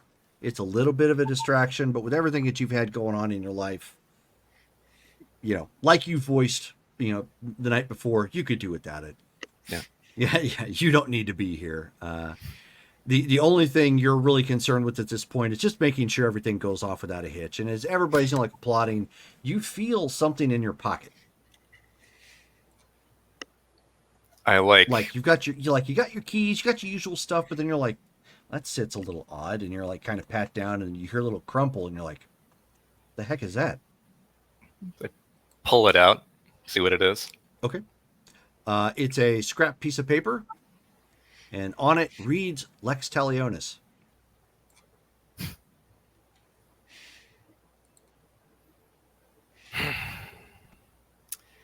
Right. All right.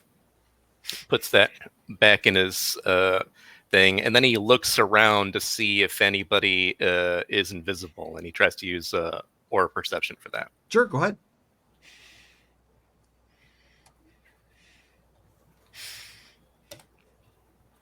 Difficulty 8.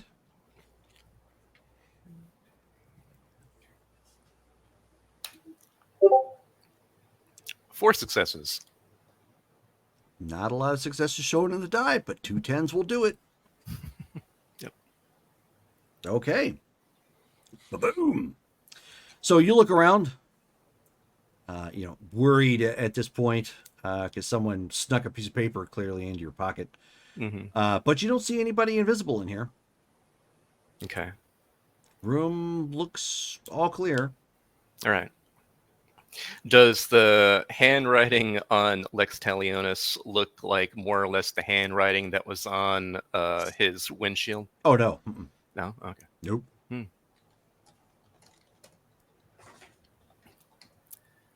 All right. Is Sophie still on stage right now, or did she come off stage yet? She's, you know what? She's probably at this point on stage finishing up with Thomas. Okay. Putting on her stirring performance of, with the violin. All right. I put the note back in my pocket, and then I kind of like make my way closer to the stage to make sure that I'm close by her once she comes off. Okay. So again, everything wraps up. There's applause. People are clearly enjoying themselves at this point. It's a nice. It's not coming off as like a big gala, like it was kind of hyped as, but it's coming off as like a much more personable party sort of thing, like and like you would expect from an exclusive crowd.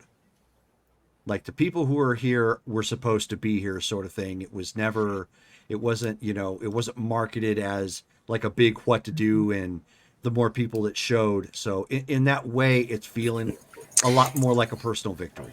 It's supposed to make him feel special. Are any of the Toreadors having to make self-control checks? Oh, yes. Oh, Oh, yes. Well, I mean, there's a couple items that they, they've gotten lost, in their reactions a bit, because. I was going to say, have any of the Toreadors failed their self-control checks?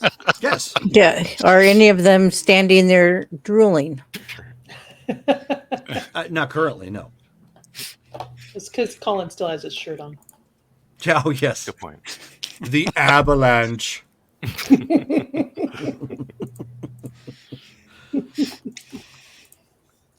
Henri's going to be like watching the performances and just listening, and having seen other people go up.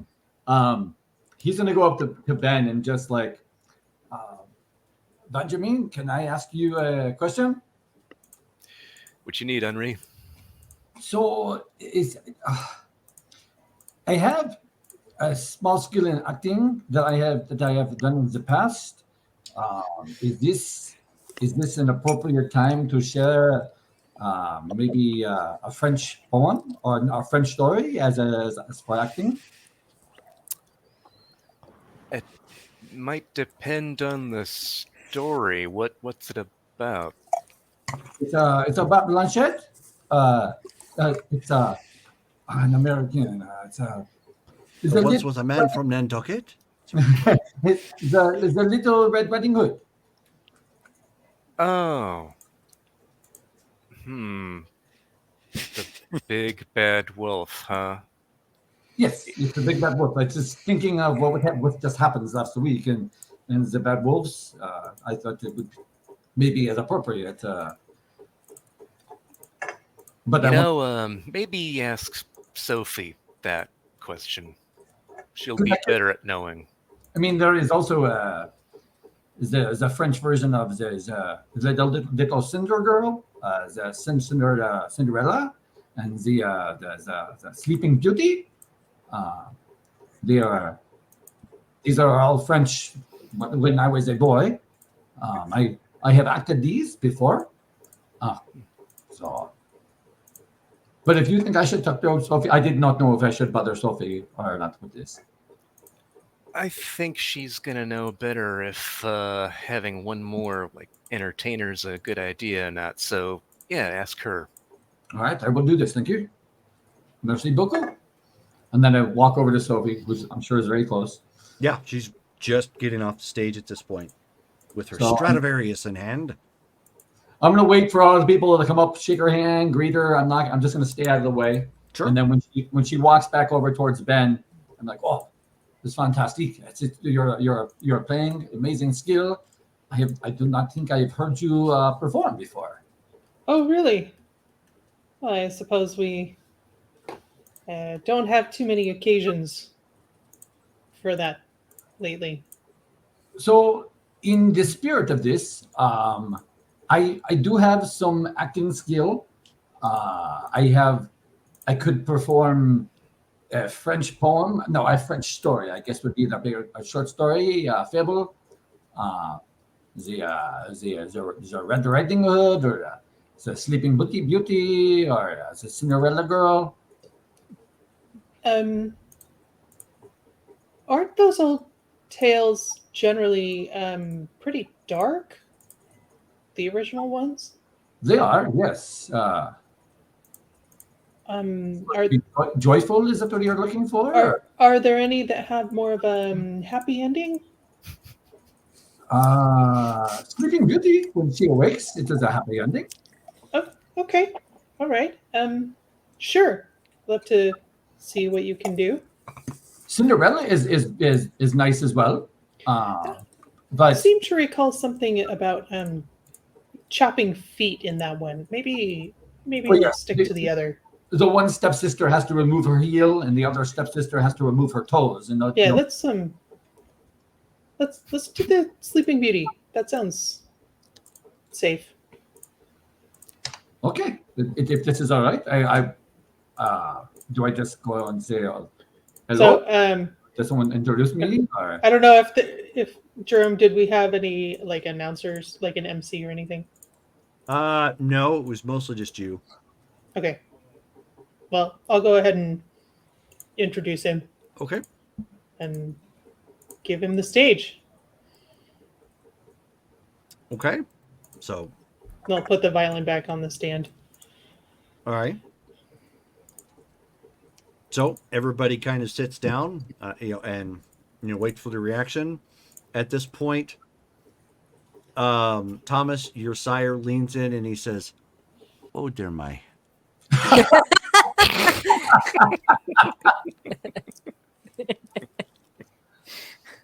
And so I am looking for the pin for the roll. So you are going to need to roll charisma and performance. Yeah. Oh, it's The four. Yeah, I got it. Yeah, there you go. So MM, charisma, performance, 5, 7.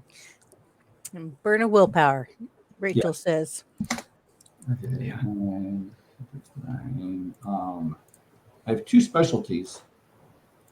Do I use them both, or like how does that work? No, it's just if you have one, then you've got it. Okay, so enacting. All right, so I think I did it right.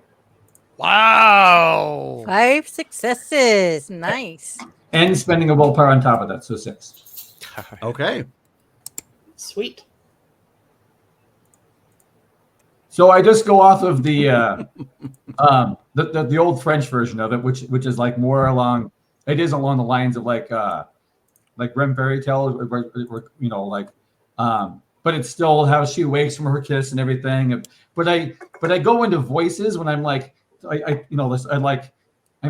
haven't had a chance to perform in this way probably in over a century. So I'm just having fun with it, basically. Sure. Like, so it's not because it's like more that not the crowd's going to enjoy it. It's more that I get to do something I don't normally do. Sure. So I'm just going to have fun with it. So Sure. All right. So I do the performance and then and I don't do part 2. I don't go off where her children get eaten. I stop at her of her waking up to be with the prince.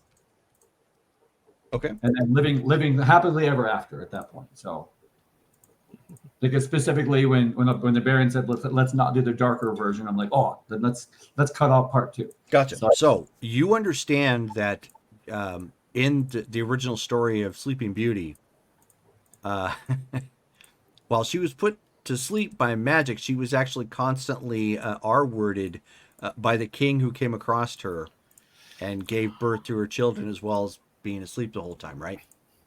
I do. Okay. So, I just want to make sure. So all of the Toreador in this, all of the Toreador in here, roll your willpowers.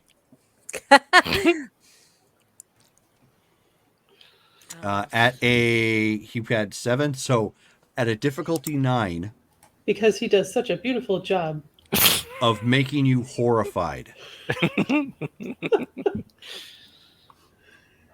Okay. Willpower difficulty 9. Yes.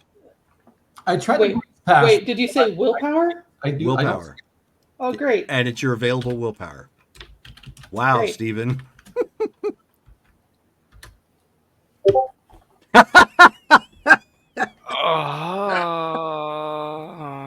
What's no Fail and fail. How's Noelle doing? Probably not much better. Oof. Hold on a second. But he's telling it so beautifully. Yeah. It's a beautiful R. So yeah, so all of the other Toreador. So you've got the Shaheen Alafin, from the Middle East. You have got Noelle. You've got Thomas. You've got Sophie. They look, and they can't hide it, utterly mortified at just how, at the horrible, like, I mean, you do such a great job. You've got the audience like captive, but they cannot hide how reviled they are. The only one that actually isn't, well, I should say only Isadora, and she's probably laughing. Isadora is chuckling because she can see everybody else just like it's one of those like if your faces could talk, like they can't even speak, they're just that mortified. As you get finished, Andromeda stands up and claps. Nice. Do I pick up on all their reactions at that point? Or? It is absolutely impossible not to. I'm like, I am so sorry. I thank you for your attention, and I kind of like walk off the stage, like, or walk away from it. Yeah, everybody else, they have varying degrees of like, okay, well, he was a great, orator or whatnot, but like, whoa, like that was like, good Lord. I mean, even, Sebastian Melmoth was kind of like, oh, probably not the choice for today. Like he just had that look of like, he did a better job of restraining his face, but even he had the look of like he stepped in something, and he just couldn't hide it. He just couldn't hide it. He's just like, Anastasia kind of leans into Johnny. She says, okay, Yeah. I take that back. This wasn't as boring as I thought it was going to be. I told you. I look for anybody in my group that looks at me like I should go stand next to them. If not, I'm going to go stand in a corner. So Oh. it's that old meme. Get out. And, If anybody's welcoming, I'm going to go stand next to them. If not, I'm like, damn it. and if Sophie has any presence of mind left, then she will hurriedly grab her violin again and just play something, anything. Okay. Anything. The devil went down to Georgia. Oh gosh. Oh. Maybe not that anything. You know what? She's probably a bit flustered, so maybe that's the first thing she thinks of. Because it got brought up tonight. Okay, so go It ahead. did. Let it rip. And so she'll say, "This is dedicated to Monsieur d'Artois, our esteemed guest from Paris." Okay, so let it rip. Okay. So 2 roles, obviously charisma and performance for the singing part. Thankfully, you don't really need to get very high for that because most of it's talking. Okay. But the other one is dex and performance for your violin playing, and add your celerita. Celerita. Okay, so 10 Oh successes on the violin. Nice. Love it. She's all Charlie Daniel, eat your heart out. And what was the You speaking successfully beat the devil. Yeah, I know. You did. part? Yeah. I hope so. Twice. What was it for the speaking part? Charisma and performance. Oh, okay.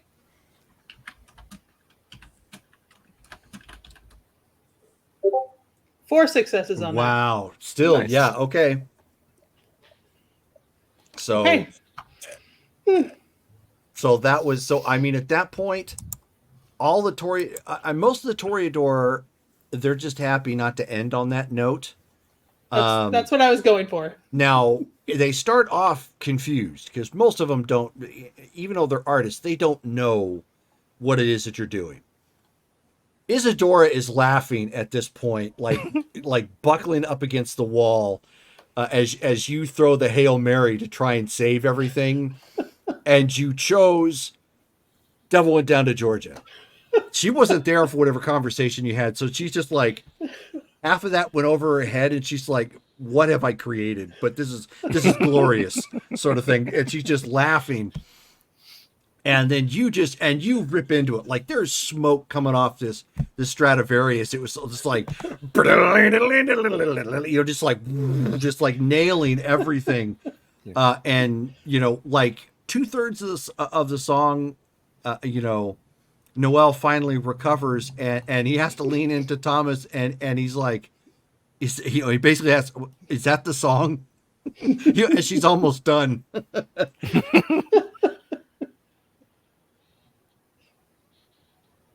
You're muted. You're muted.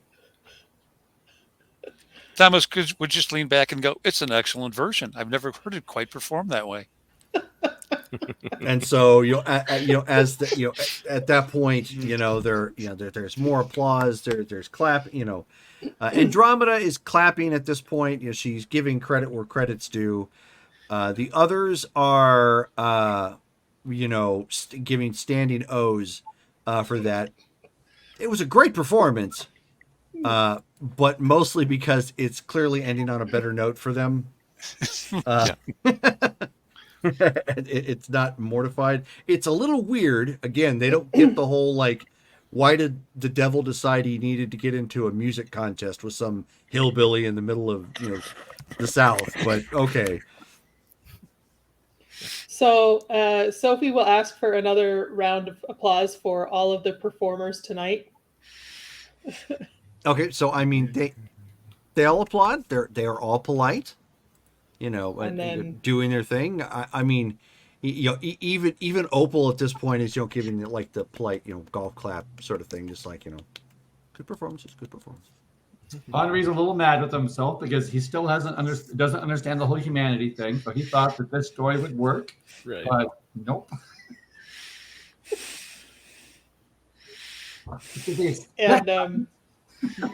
and then Sophie will invite everyone to enjoy the rest of the evening. I guess it's going to be kind of like freeform for a little while Okay. as we wrap up, I guess. Okay. So at that point, everybody, like I said, everybody is wrapping up again. Or they're conversing a little bit, kibitzing here and there. And Go ahead. Sophie would like to grab Ben privately and just ask him if he has any thoughts on how they should handle the Katrina situation. Well, let's see. We can take her into a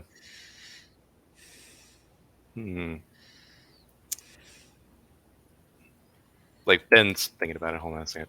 I had something written down for this. Okay.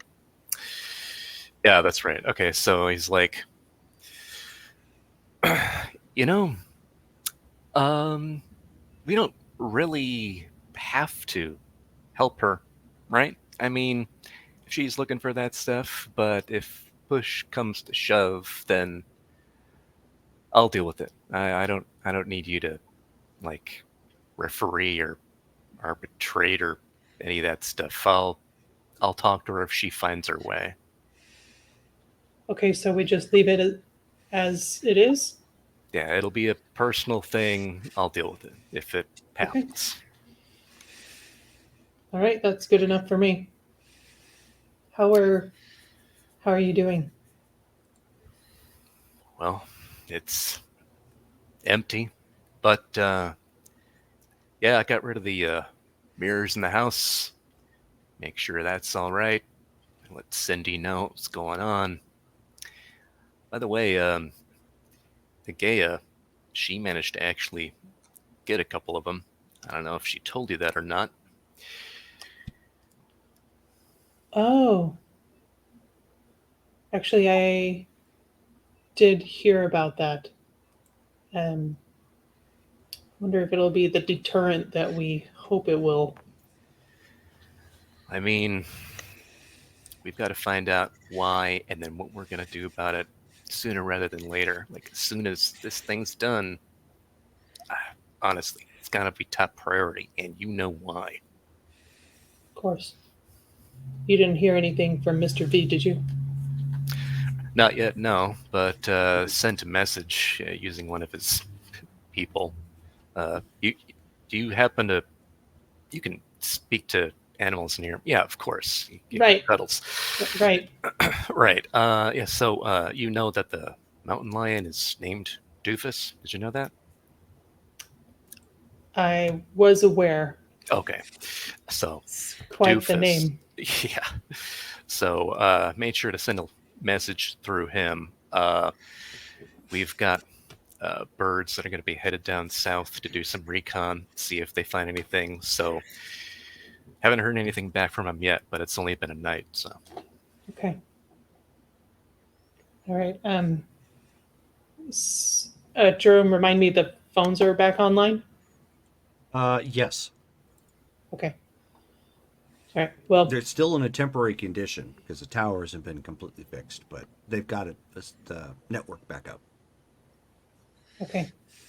Basically, what they do in in situations like this is they have like these mobile, they're like mobile telephone towers in essence, that they just put up someplace temporarily to help bounce the signal.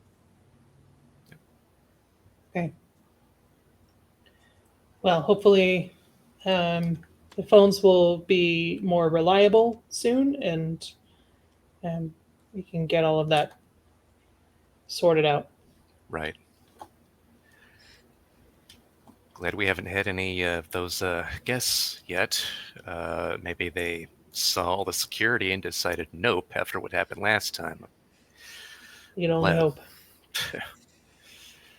Yeah, but keeping my eyes open. Don't you worry. Okay. And she'll like pat him on the shoulder. Okay. Sophie, give me a give me a wits and investigations check.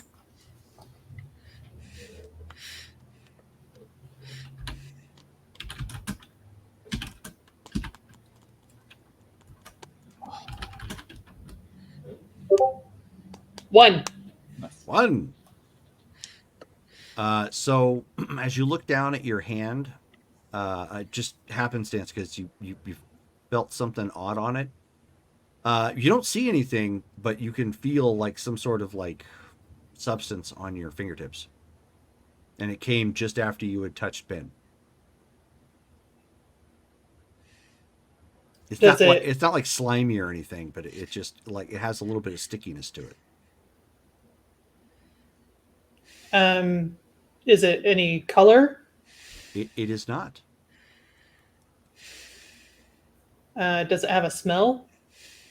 I will let you roll intelligence and perception, or intelligence and investigation. Yeah, Rachel's all, smell your finger. It's like a bad joke. Yeah. 2 successes. 2 successes. It does have a faint smell to it, and you're kind of familiar with it. You've run into this once before with somebody who used disappearing ink. Smells like a lemon juice. It smells familiar, that's what I'm saying. So why would Ben have disappearing ink on him? So Ben's looking at you, going like, and he's like, I didn't like roll around in anything. Jeez, wow. So I patted his shoulder, and this is where I got the substance from. Yes. So he's gonna say, could you take off your jacket for a minute? Okay. He's looking to see if like Colin's around. She asked me to.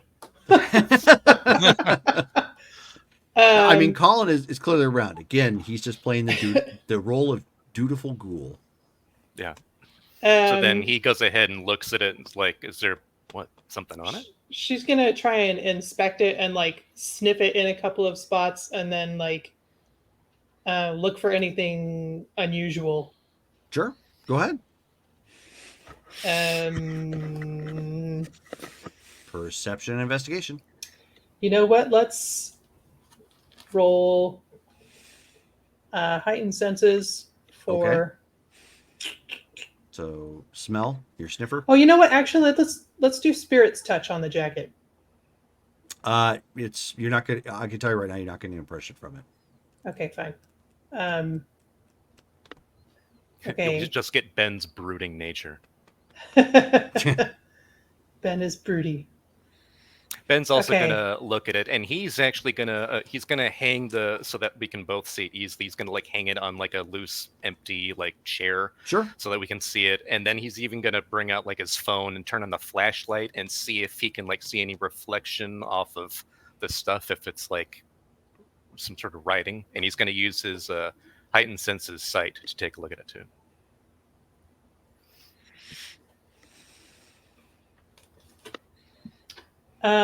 Disappearing ink appears in like the presence of flame, or like when it gets hot, right? Correct. I don't want to bring your jacket anywhere close to a fire. I don't want to bring me anywhere close to a fire. Maybe, I don't know, like a black light or something? Yeah, that would work. Forensics uses that to see different types of things. Shows up glows. She's going to, not on hand, but maybe they have something here. Jerome, is Jimmy around? I mean, he's not in here, but yes, he's around. He runs the speakeasy. Do we have? Okay, so who's I guess Malcolm's here, huh? He is. Um, is he close enough that I could just like wave him over, or would I need You're to like all go in the talk same to him? room, so yes, you could. That's totally feasible. This isn't like Um, a stadium sort of thing. Like right, you have a I giant just didn't room in want the to. back that's I all just for didn't want everyone. to make. I just didn't want to make like a fuss or anything. Okay, so Sophie, while Ben's looking at the jacket, Sophie's gonna go talk to Malcolm and ask him if they have like a black light or something. Um, they could examine this with.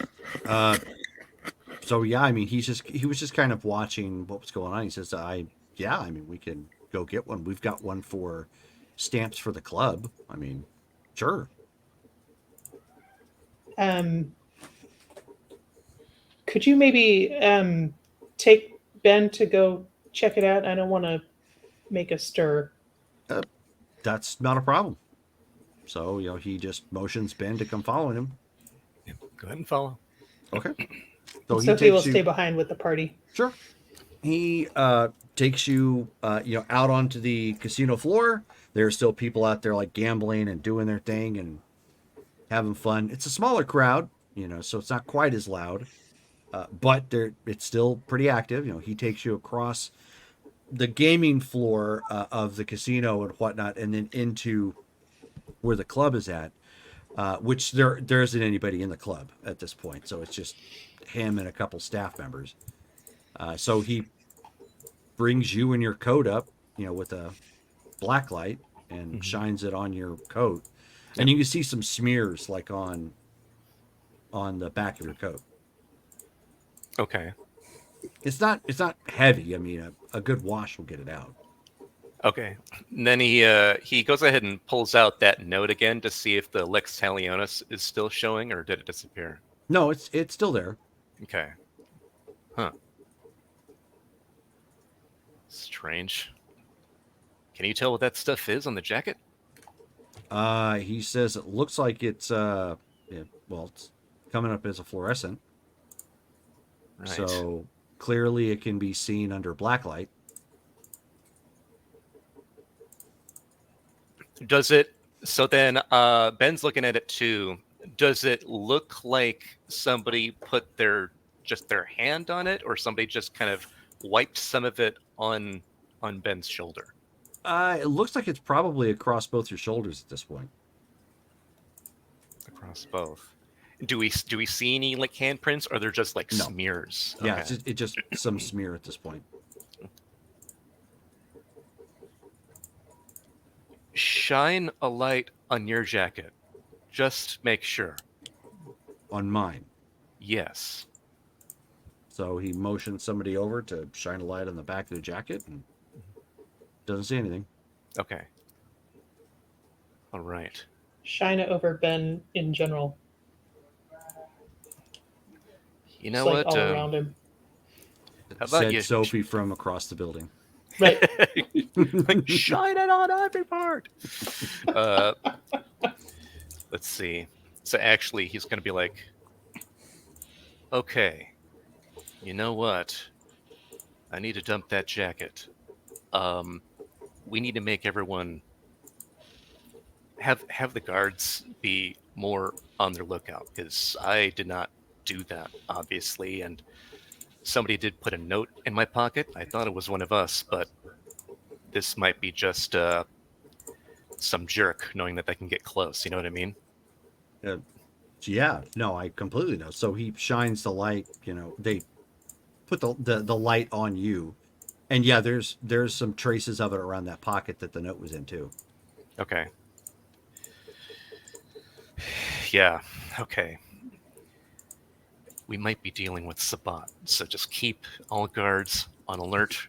Do you know how much longer this event's going to go for?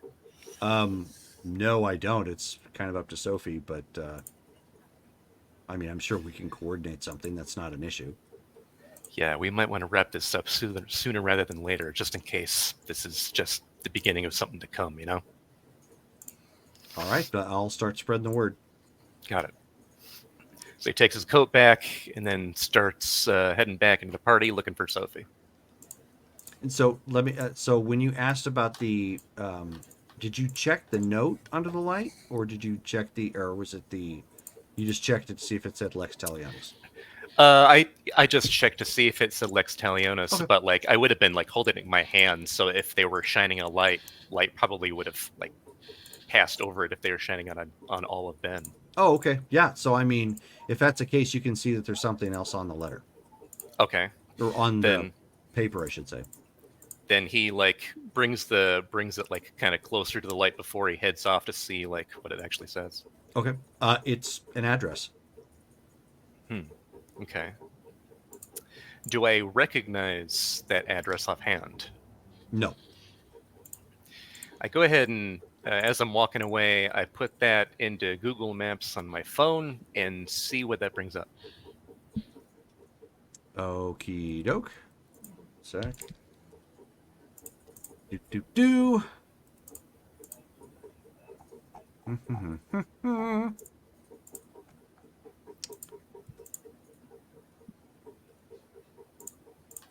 We have a faint, like vibrating sound or something coming from your side, Shelly. I don't know what it. Okay. What it is. If it's like a ferret grunting into your mic or something. Yeah.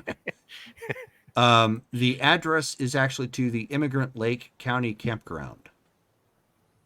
Okay.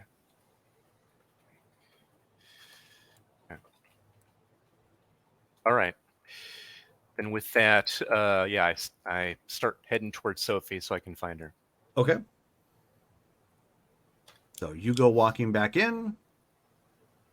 Sophie, of course, you've got. Of course, everybody else is here. The Portland folk actually thank you for they're not leaving yet, but they thank you for the event. Deacon Crow specifically tells you that he gives you he brings apologies from Prince Lockhart that he couldn't make it for obvious reasons, and he hopes you'll understand.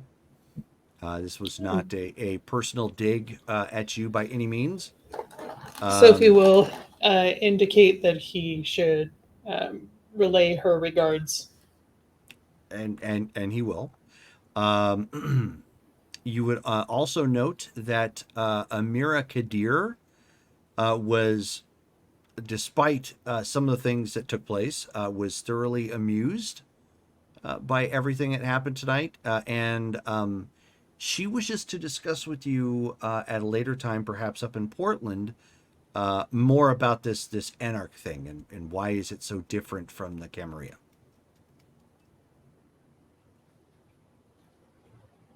Okay. As she is from the Ashira, this is kind of a different thing, and so she's trying to get as much information as she can.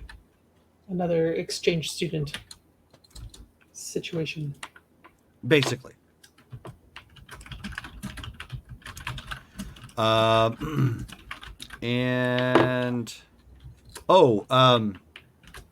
Sebastian Melmut. He thanks you thoroughly for putting this together. He says, he tells you, he says, I was unaware that Ashland had such a vibrant culture, and you have my apologies for ever doubting you.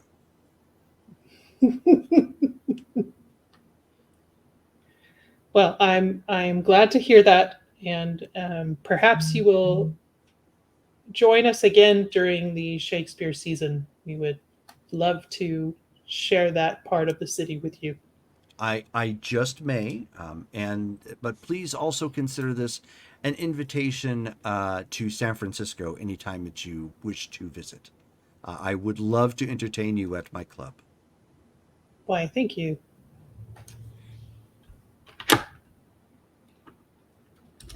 And at that point, Ben comes walking up. So Sophie will thank everybody for coming and wish them a safe journey back to their havens. Okay. And then she'll go find Ben. So everybody is starting to wind down and bid each other adieu. Adieu, adieu, adieu.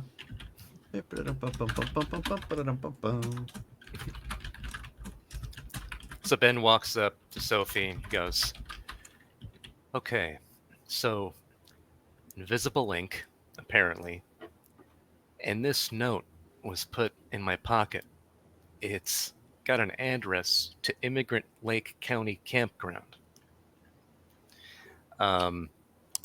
This might be from Agaya or somebody else. I'm not quite sure. May I? And she'll hold her hand for the note. Go for it. Hands it over. And she will attempt to spirits touch the note. Okay. Go right on ahead.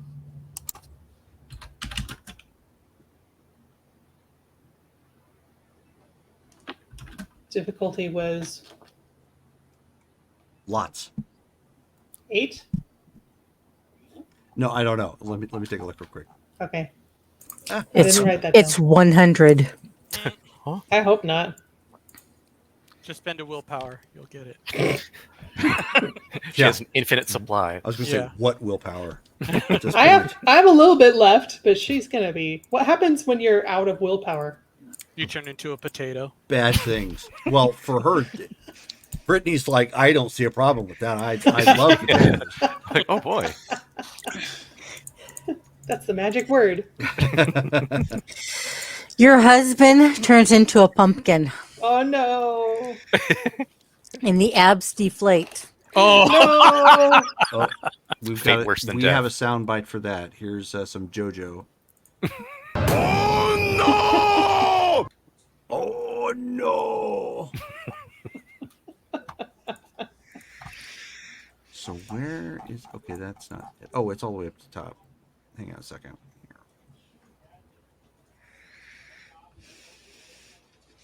Here. A little bit further. Animalism. Gotta go back down now. I should have brought my book. It's all the way over there. Okay, It's too far. it's all the way over there. It's like I gotta. Whatever. It's, You're it's already too, there. It's too far. Like it's across the room, and I have to like take out my headphones and go get it. Whole thing. perception, empathy, difficulty is determined by the age of the Right. impression. That's what I'm looking up. So give me perception and empathy check, difficulty 7.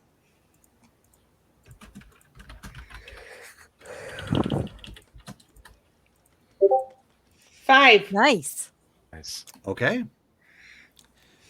So 5 gets you everything. Yes, that's what I thought. Okay. So you end up seeing you end up seeing a hand like scrawling the initial note in the ink. And then you end up seeing them take out basically a pen at that point and hastily write down Lex Talionis on there. As you are looking at the item or getting an impression from it, it actually came from a book. So basically, like it was torn from some paper inserts in like a paper journal. itself. Yeah. And you also see, you end up seeing like as it's finished, you end up seeing Finn there sticking out his tongue, going at the paper. Did I get the impression that he's the one that wrote it? Oh yeah. Okay. And he half expected somebody to try and spirits touch it, so that's why he left the impression there. Right. Got it. Right. Okay. Like he was playing up for the perceived camera, of spirits touch. Do I get an impression on how long ago he wrote the note? It was within the past 2 or 3 days.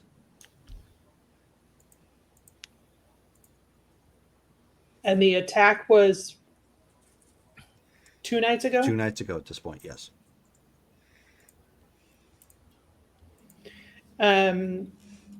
Sophie will hand it back to Ben and say,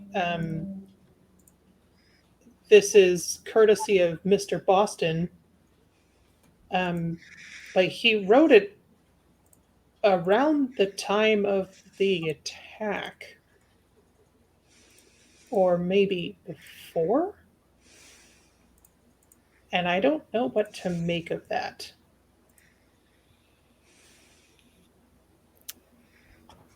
Yeah. Good question. You didn't happen to.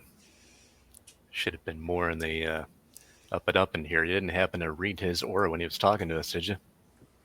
I did not. Okay. Yeah, we definitely need to be up on that. The more new people talk to us, just to make sure, as who knows who's trying to be a double agent or whatever. But okay. Jerome, do we see him still in the room? No, he's actually already gone. He's gone. Okay. Of course he is. Convenient. Well, everybody was dismissed. Yeah. Convenient. It would seem you have been inconvenienced.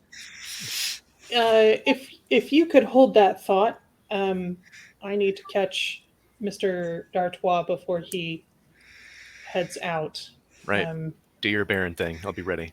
Okay. So she will go see Noel and thank him for coming. Okay. Yeah, And he says, "Oh no, thank you. It was interesting, and yet different. Memorable, I hope. oh, it'll be memorable. It was certainly memorable in certain ways. Yes, that could be said." That Sleeping Beauty poem's great.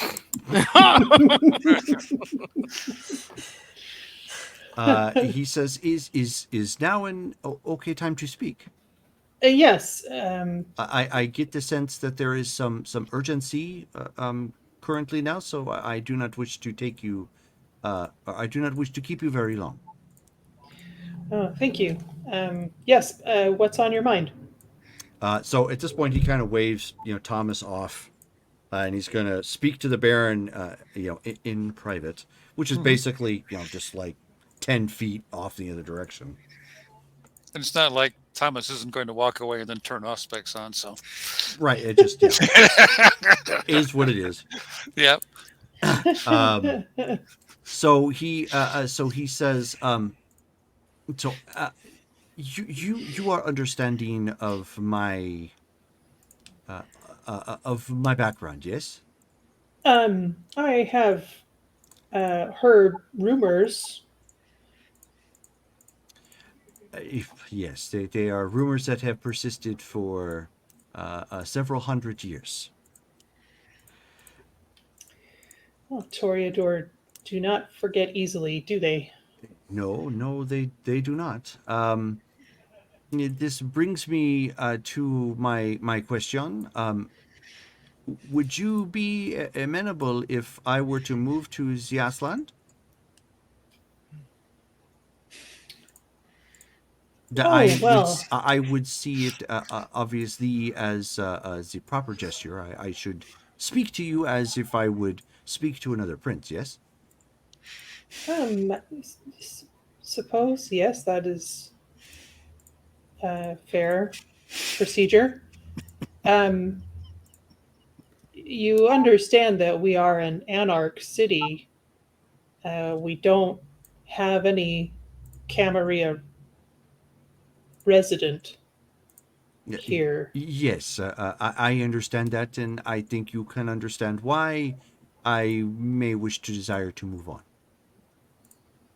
Oh, I see. Well, under those circumstances, I suppose you could be welcome here. Is there anything I need to donate, or am I liable for a boon of such nature to Uh, seek your permission?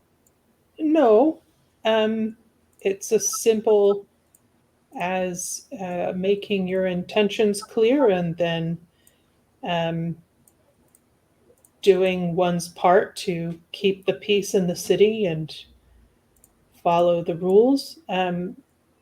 I don't suppose you know how to use a computer. No, regretfully, I do not. Perhaps Thomas? I believe Thomas, he may understands these modern things. He understands many modern things better than I. Um, Perhaps he can look up the Anarch Free Press and help you familiarize yourself with the rules of the city and how they might differ from Camarilla City. Somebody's phone. Yeah, sorry. Yeah. He Go ahead. says. He says. I am confused. My understanding is that we do not use these such things. These electronic, these device electronic. That is another of the differences between the Cam and the Anarchs. Oh, I see. I see. You are more modern, yes? Yes, but there are certain precautions that need to be taken, and perhaps Hmm. Thomas can help you with those as well. Or I yes. I will discuss this with Thomas, and uh, uh, would would he be joining you? from my understanding, he is seeking to reside here as well. Yes, that I he see. did so before I. This is sort of spur of the moment. I see. Um, well, very well. Will you be returning to Paris to make arrangements? Yes, I will need to make the arrangements, and then perhaps be here within a few weeks. I see. Um, well, thank you for the um, gesture of making it known. I appreciate the heads up. Yeah, of course, and I thank you for your hospitality. And if there is anything I can do to assist, please do let me know. Very well. Um, and if that's uh, everything that you needed from me Oh, tonight, yes, it is. You do enjoy the rest of your evening. thank you very much. A pleasure to see you tonight. And likewise. And so he walks off to go fetch Thomas and fill him in on the changes. Jerome, that was a curveball I did not expect. 10 points. Yeah, no, 10 points. it's pretty good. I didn't expect that either. So Anastasia's gonna make her way over to Ben and Sophie because I assume Sophie's gonna go back to Ben. Yeah, she'll go back to Ben. Yeah. She's gonna approach Sophie and congratulate her on a well put together, spur of the moment function. Was well done. Well, thank you. It didn't seem too spur of the moment, did it? No, actually, it was quite impressive. The ending was entertaining. I'm surprised you said yes to anything Henri asked you. I was thinking that was a surefire way to say no in a nice way. I thought it was safe. I thought it was safe, and with Henri, really? Perhaps I should have known better. Yeah, I've never. He did tell it rather well, despite everything. I mean, yeah, the detail. He's got a good vocabulary, kind of too good. He didn't have to describe every undulation. Oh no! Yeah, that's not the version I remember. Yeah, I guess they kind of sanitized it for public consumption. Yeah, well, yeah, Disney. Meanwhile, Henri Can is you still imagine if Disney did not? watching this. Like, We should probably at least thank him for his contribution. He looks a little despondent. Well, Right. please don't be upset with me, but everyone's reaction was priceless. Has everybody, have all the guests left and now it's just locals? Yeah. Okay. So Sophie will kind of signal to everybody to kind of gather around. And if anybody is over by Henri, then she'll kind of like gesture like, go grab him too. Okay. Johnny will go grab Henri. He Okay. can Like, come out. come on. He can, Come on, leave Henri. he can leave the corner now. Yeah. You've had enough time in punishment. Come on. Let's go. Out of timeout. Yeah. Yep. I left the blood out. There was. I mean, part 2 is when they eat the children. You know, when they kill the children. I left the whole second act out. You talked about the rape. I didn't even know that was in that story. It's Yeah, violent I lovemaking. didn't either. I thought the Toreadors would appreciate violent lovemaking. You know, I'm not going to go there. It is You she's know- just gonna Wow. laugh. Yep. Colin is like, okay, he went there. Struggle hugs.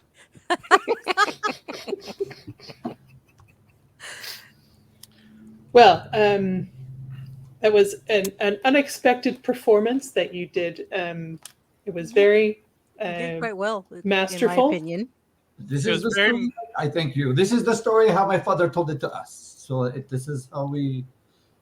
But he only told the boys. Huh. It was very moving. It was a very moving Thank you. story. Thank you very much.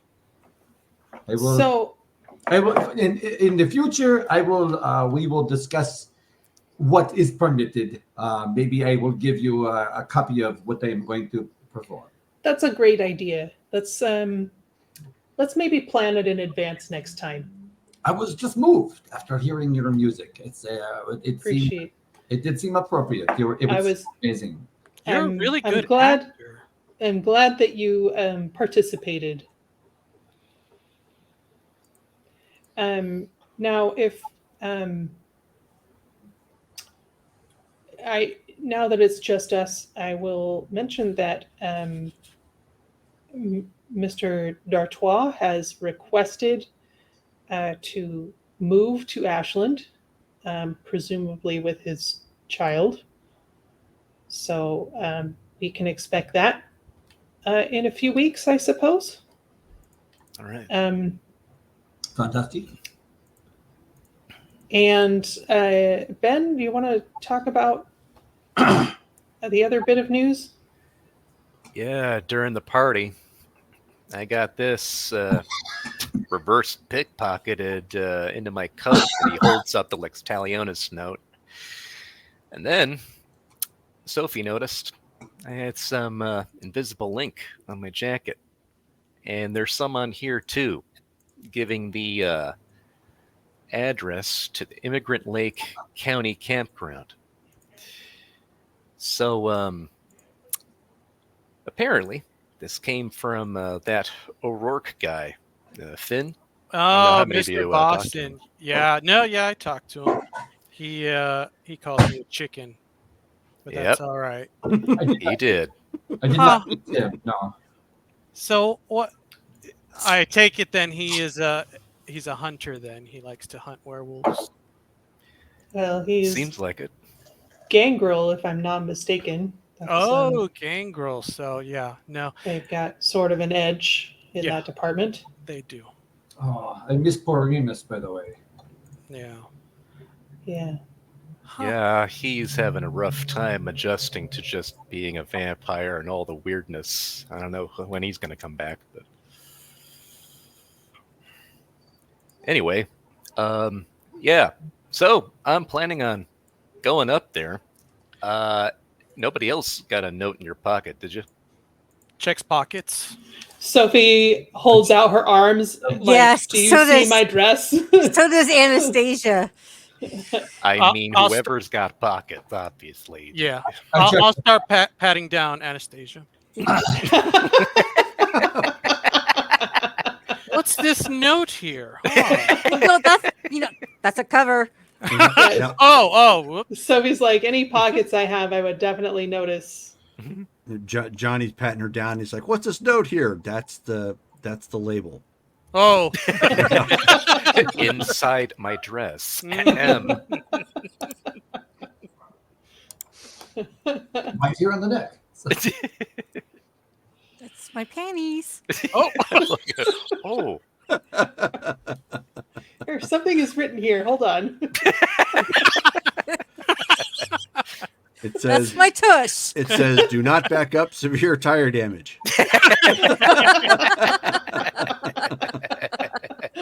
Johnny, you were acting out the play that I just described a moment ago with Anastasia. Everybody. No, that's a police pat down. That's it. I'm going Bruja, yeah. Oh no. Well, So- No notes. So Yeah, no notes. yeah. So nobody else has a note, Jerome. No, Okay. nobody else has a note. All right. He and I did talk about this type of thing before. This tells me he's either had experience with Sabat or something He is else. Sabat. I mean, he's from Boston and they're independent, but, you know, who knows? We still So- don't know, like, why the wolves decided to attack us now, or at least that group, if they're even in agreement. There seems like, how does that work? And he looks at Sophie. Do you know how that works? How many leaders they have in that tribe down south? How? I don't understand how. Well, at the time that we met them, it seemed like they had one leader, a woman who was sort of more peace-like, and then they had that guy, Jericho, who was like a war leader, maybe. Maybe they have like conflicting leadership. I don't know. You don't happen to have some sort of connection, some sort of communication channel to the peaceful one? I know, like, we made that deal, but I don't know if you have their number or can send a carrier pigeon or whatever method they use. See, they didn't want to deal with us at all. So any communications we sent through Painwise and his little protege. Then Okay. maybe we need to talk to Painwise. See if This we can seemed get like through this. him. I mean, this seemed like this came as a complete shock to him, too. Yeah, I mean, Painwise is. I understand Painwise is known as a Ronin or something, kind of a lone wolf sort of thing. That's kind of like a autarchus to us. So not really welcome in society, but I don't know if any of that has changed. We haven't really spoken of it. He's not really a let me let you into my business kind of person. Right. You may have noticed. Well, we got to find out something. I mean, anything you can do, politically, do that ASAP. Jerome has Isadora has left, I assume. No, she's taking down. Okay. Sophie will call her over. So she comes walking over after she's got the instruments, packed away and whatnot. And she says, "Yes." Hey, is we were just talking about the werewolf issue. Maybe you know more than I do.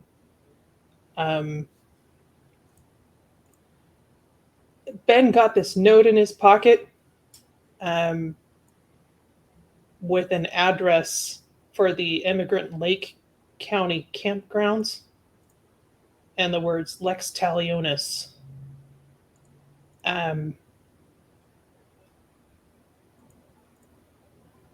We want to check it out.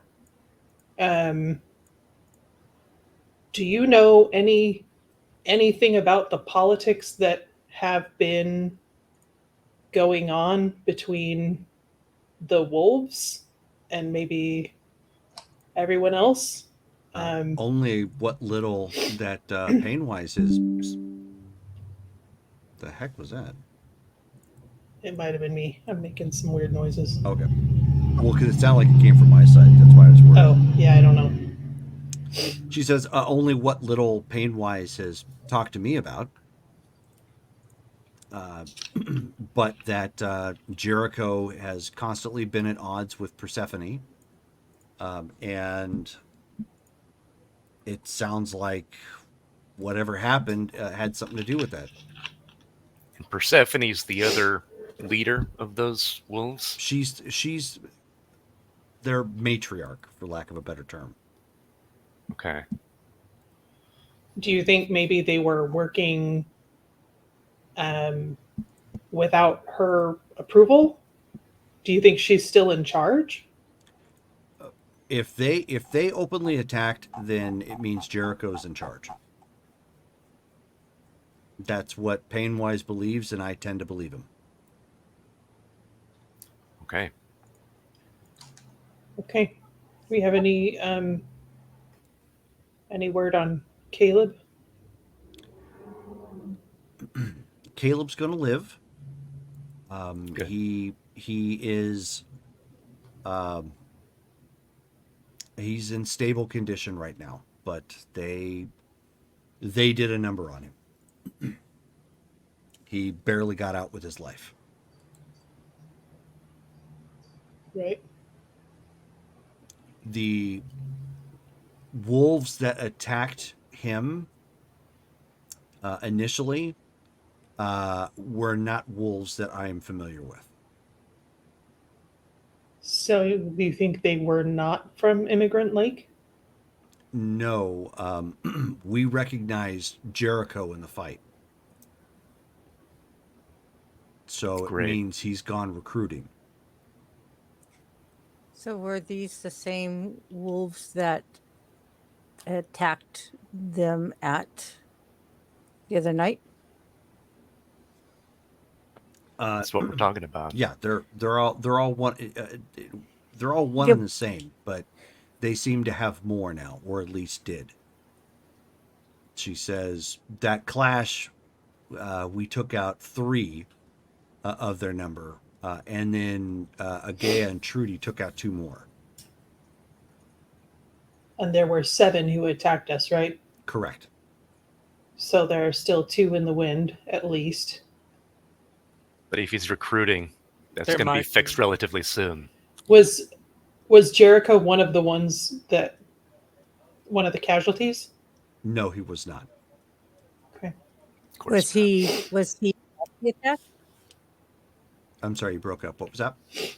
Was he at the attack? Yes, he was. Yes. Well, this sounds like a question for Damaris once she's feeling better.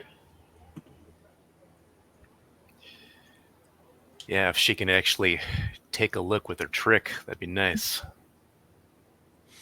I could go investigate down there too, unless Yes, you the could. wolves have some kind of ability that would stop me.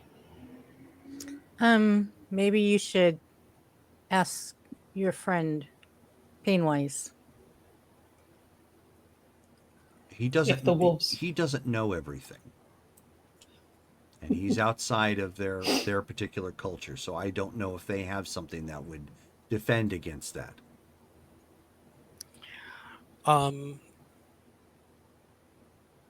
I guess be safe if you're gonna do it.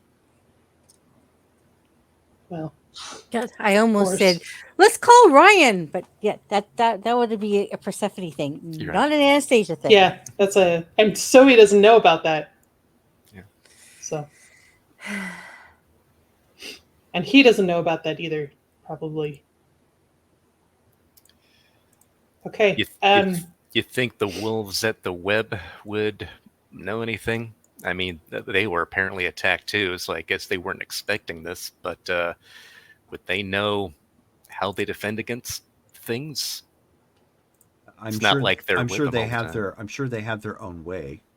I don't know how they would defend against somebody in the astral plane. Okay. well, should I try it now, or should we try it later? We can So- get to. I mean, we're in a safe location right now. Your body is clearly going to be safe here. If you wanted to do it, I know it's pretty quick for you.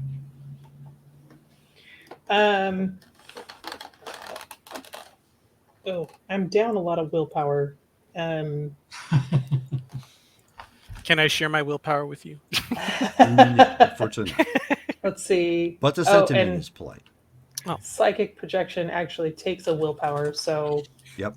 what? Okay, so like, what? Seriously, what happens when you lose willpower? You cease to be able to function correctly. You frenzy. You're basically like a walking zombie. You can still do stuff. You just you lose pretty much all like social challenges and Yeah, you've mentally exhausted yourself, more or less. Well, I'm willing to take a look if you, but this I don't think I can handle another fight tonight. If If- it's, I mean, if it's going to mess with you and you need time to recover, don't hurt yourself doing this. But if you think you can and you'll be fine, then the more information we get, the better. I'm still waiting on Mr. V for anything his birds find. Okay. All right, I'll take a look. So Okay. Sophie will, I don't know, like lay down on the table, I guess. Well, I'm sure we got like a couch or something. not in here. Oh, And she'll go sailing. Okay. I'm sailing. So you Okay. lay down, snap your fingers, you're out of your body. I mean, you move at the speed of your mind. All right, I will go check out the Immigrant Lake campground. Okay, go ahead and give me perception and alertness.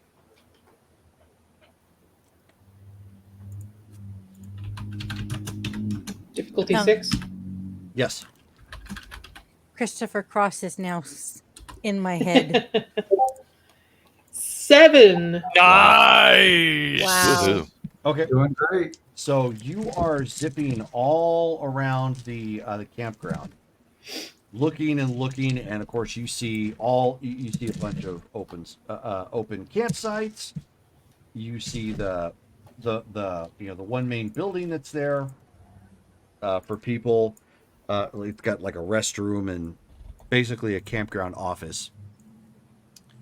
And as you make your way all around that, I was going to say pool.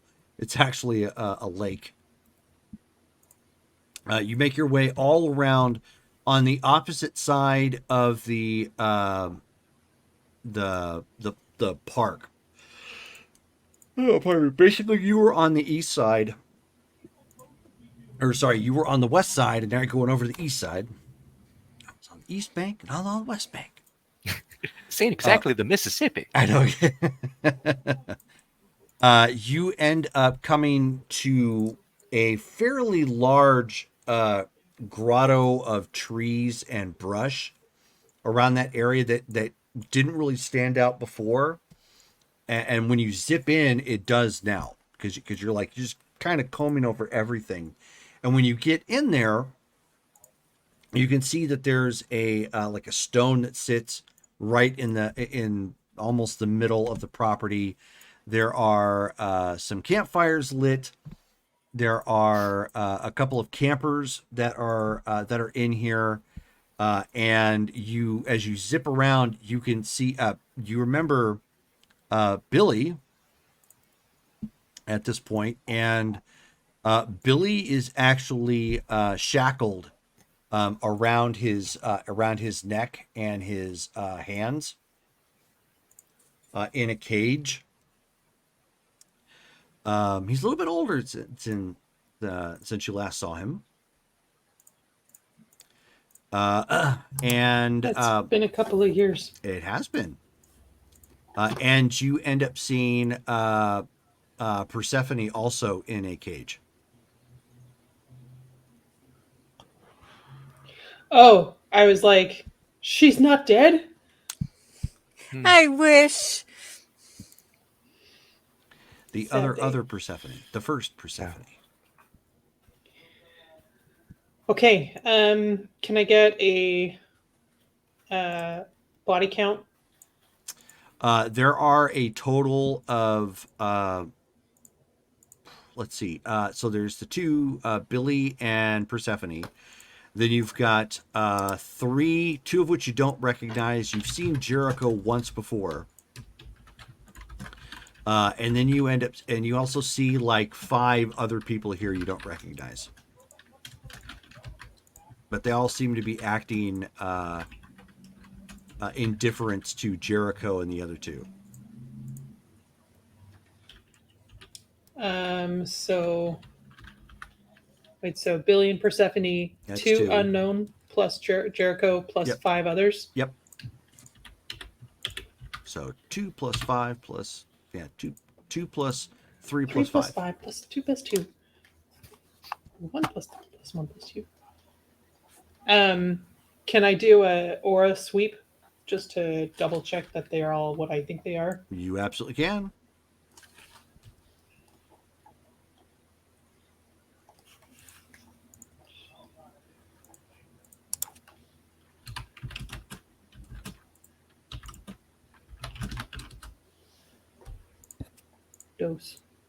Dose. So the 3 that you think they've got real angry, looking ragey auras, including Billy and Persephone. And then the others don't. They seem to be acting in kind of a servant, caring, groundskeeper sort of role. But they're all armed to the teeth as well.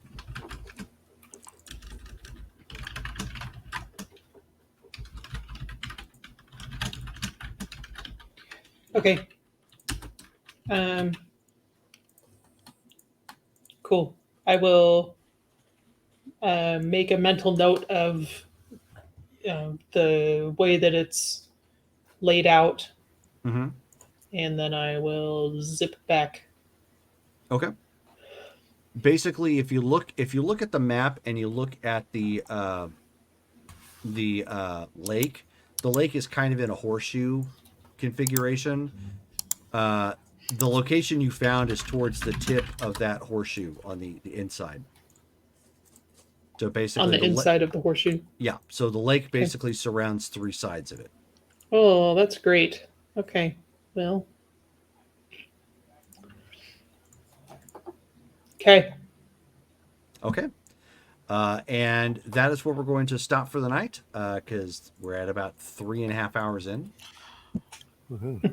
So yeah, exactly. Woohoo! Our next game is tomorrow night. That's our Marvel game. It's going to be starting at 6 p.m. Pacific Standard Time. Hope you guys check us. Oh, hello, Vancouver by night. You caught us just as we're ending. But yeah, thanks for stopping by. And then next week we have Cyberpunk. Next Wednesday, that will be the 24th. Street Fighter on the 25th. Both of those are at 7 p.m. Pacific Standard Time. And then next Saturday, the 27th, will be Ashland by Night Blood Ties. And that starts at 11 a.m. So thank you to everybody who hung out with us and chatted. I hope you guys had fun. I know this was not a high action combat night, but we didn't necessarily need one. We've had a bunch here recently. Right. And we will catch you all again next time. Good night, guys. Good night. And we'll probably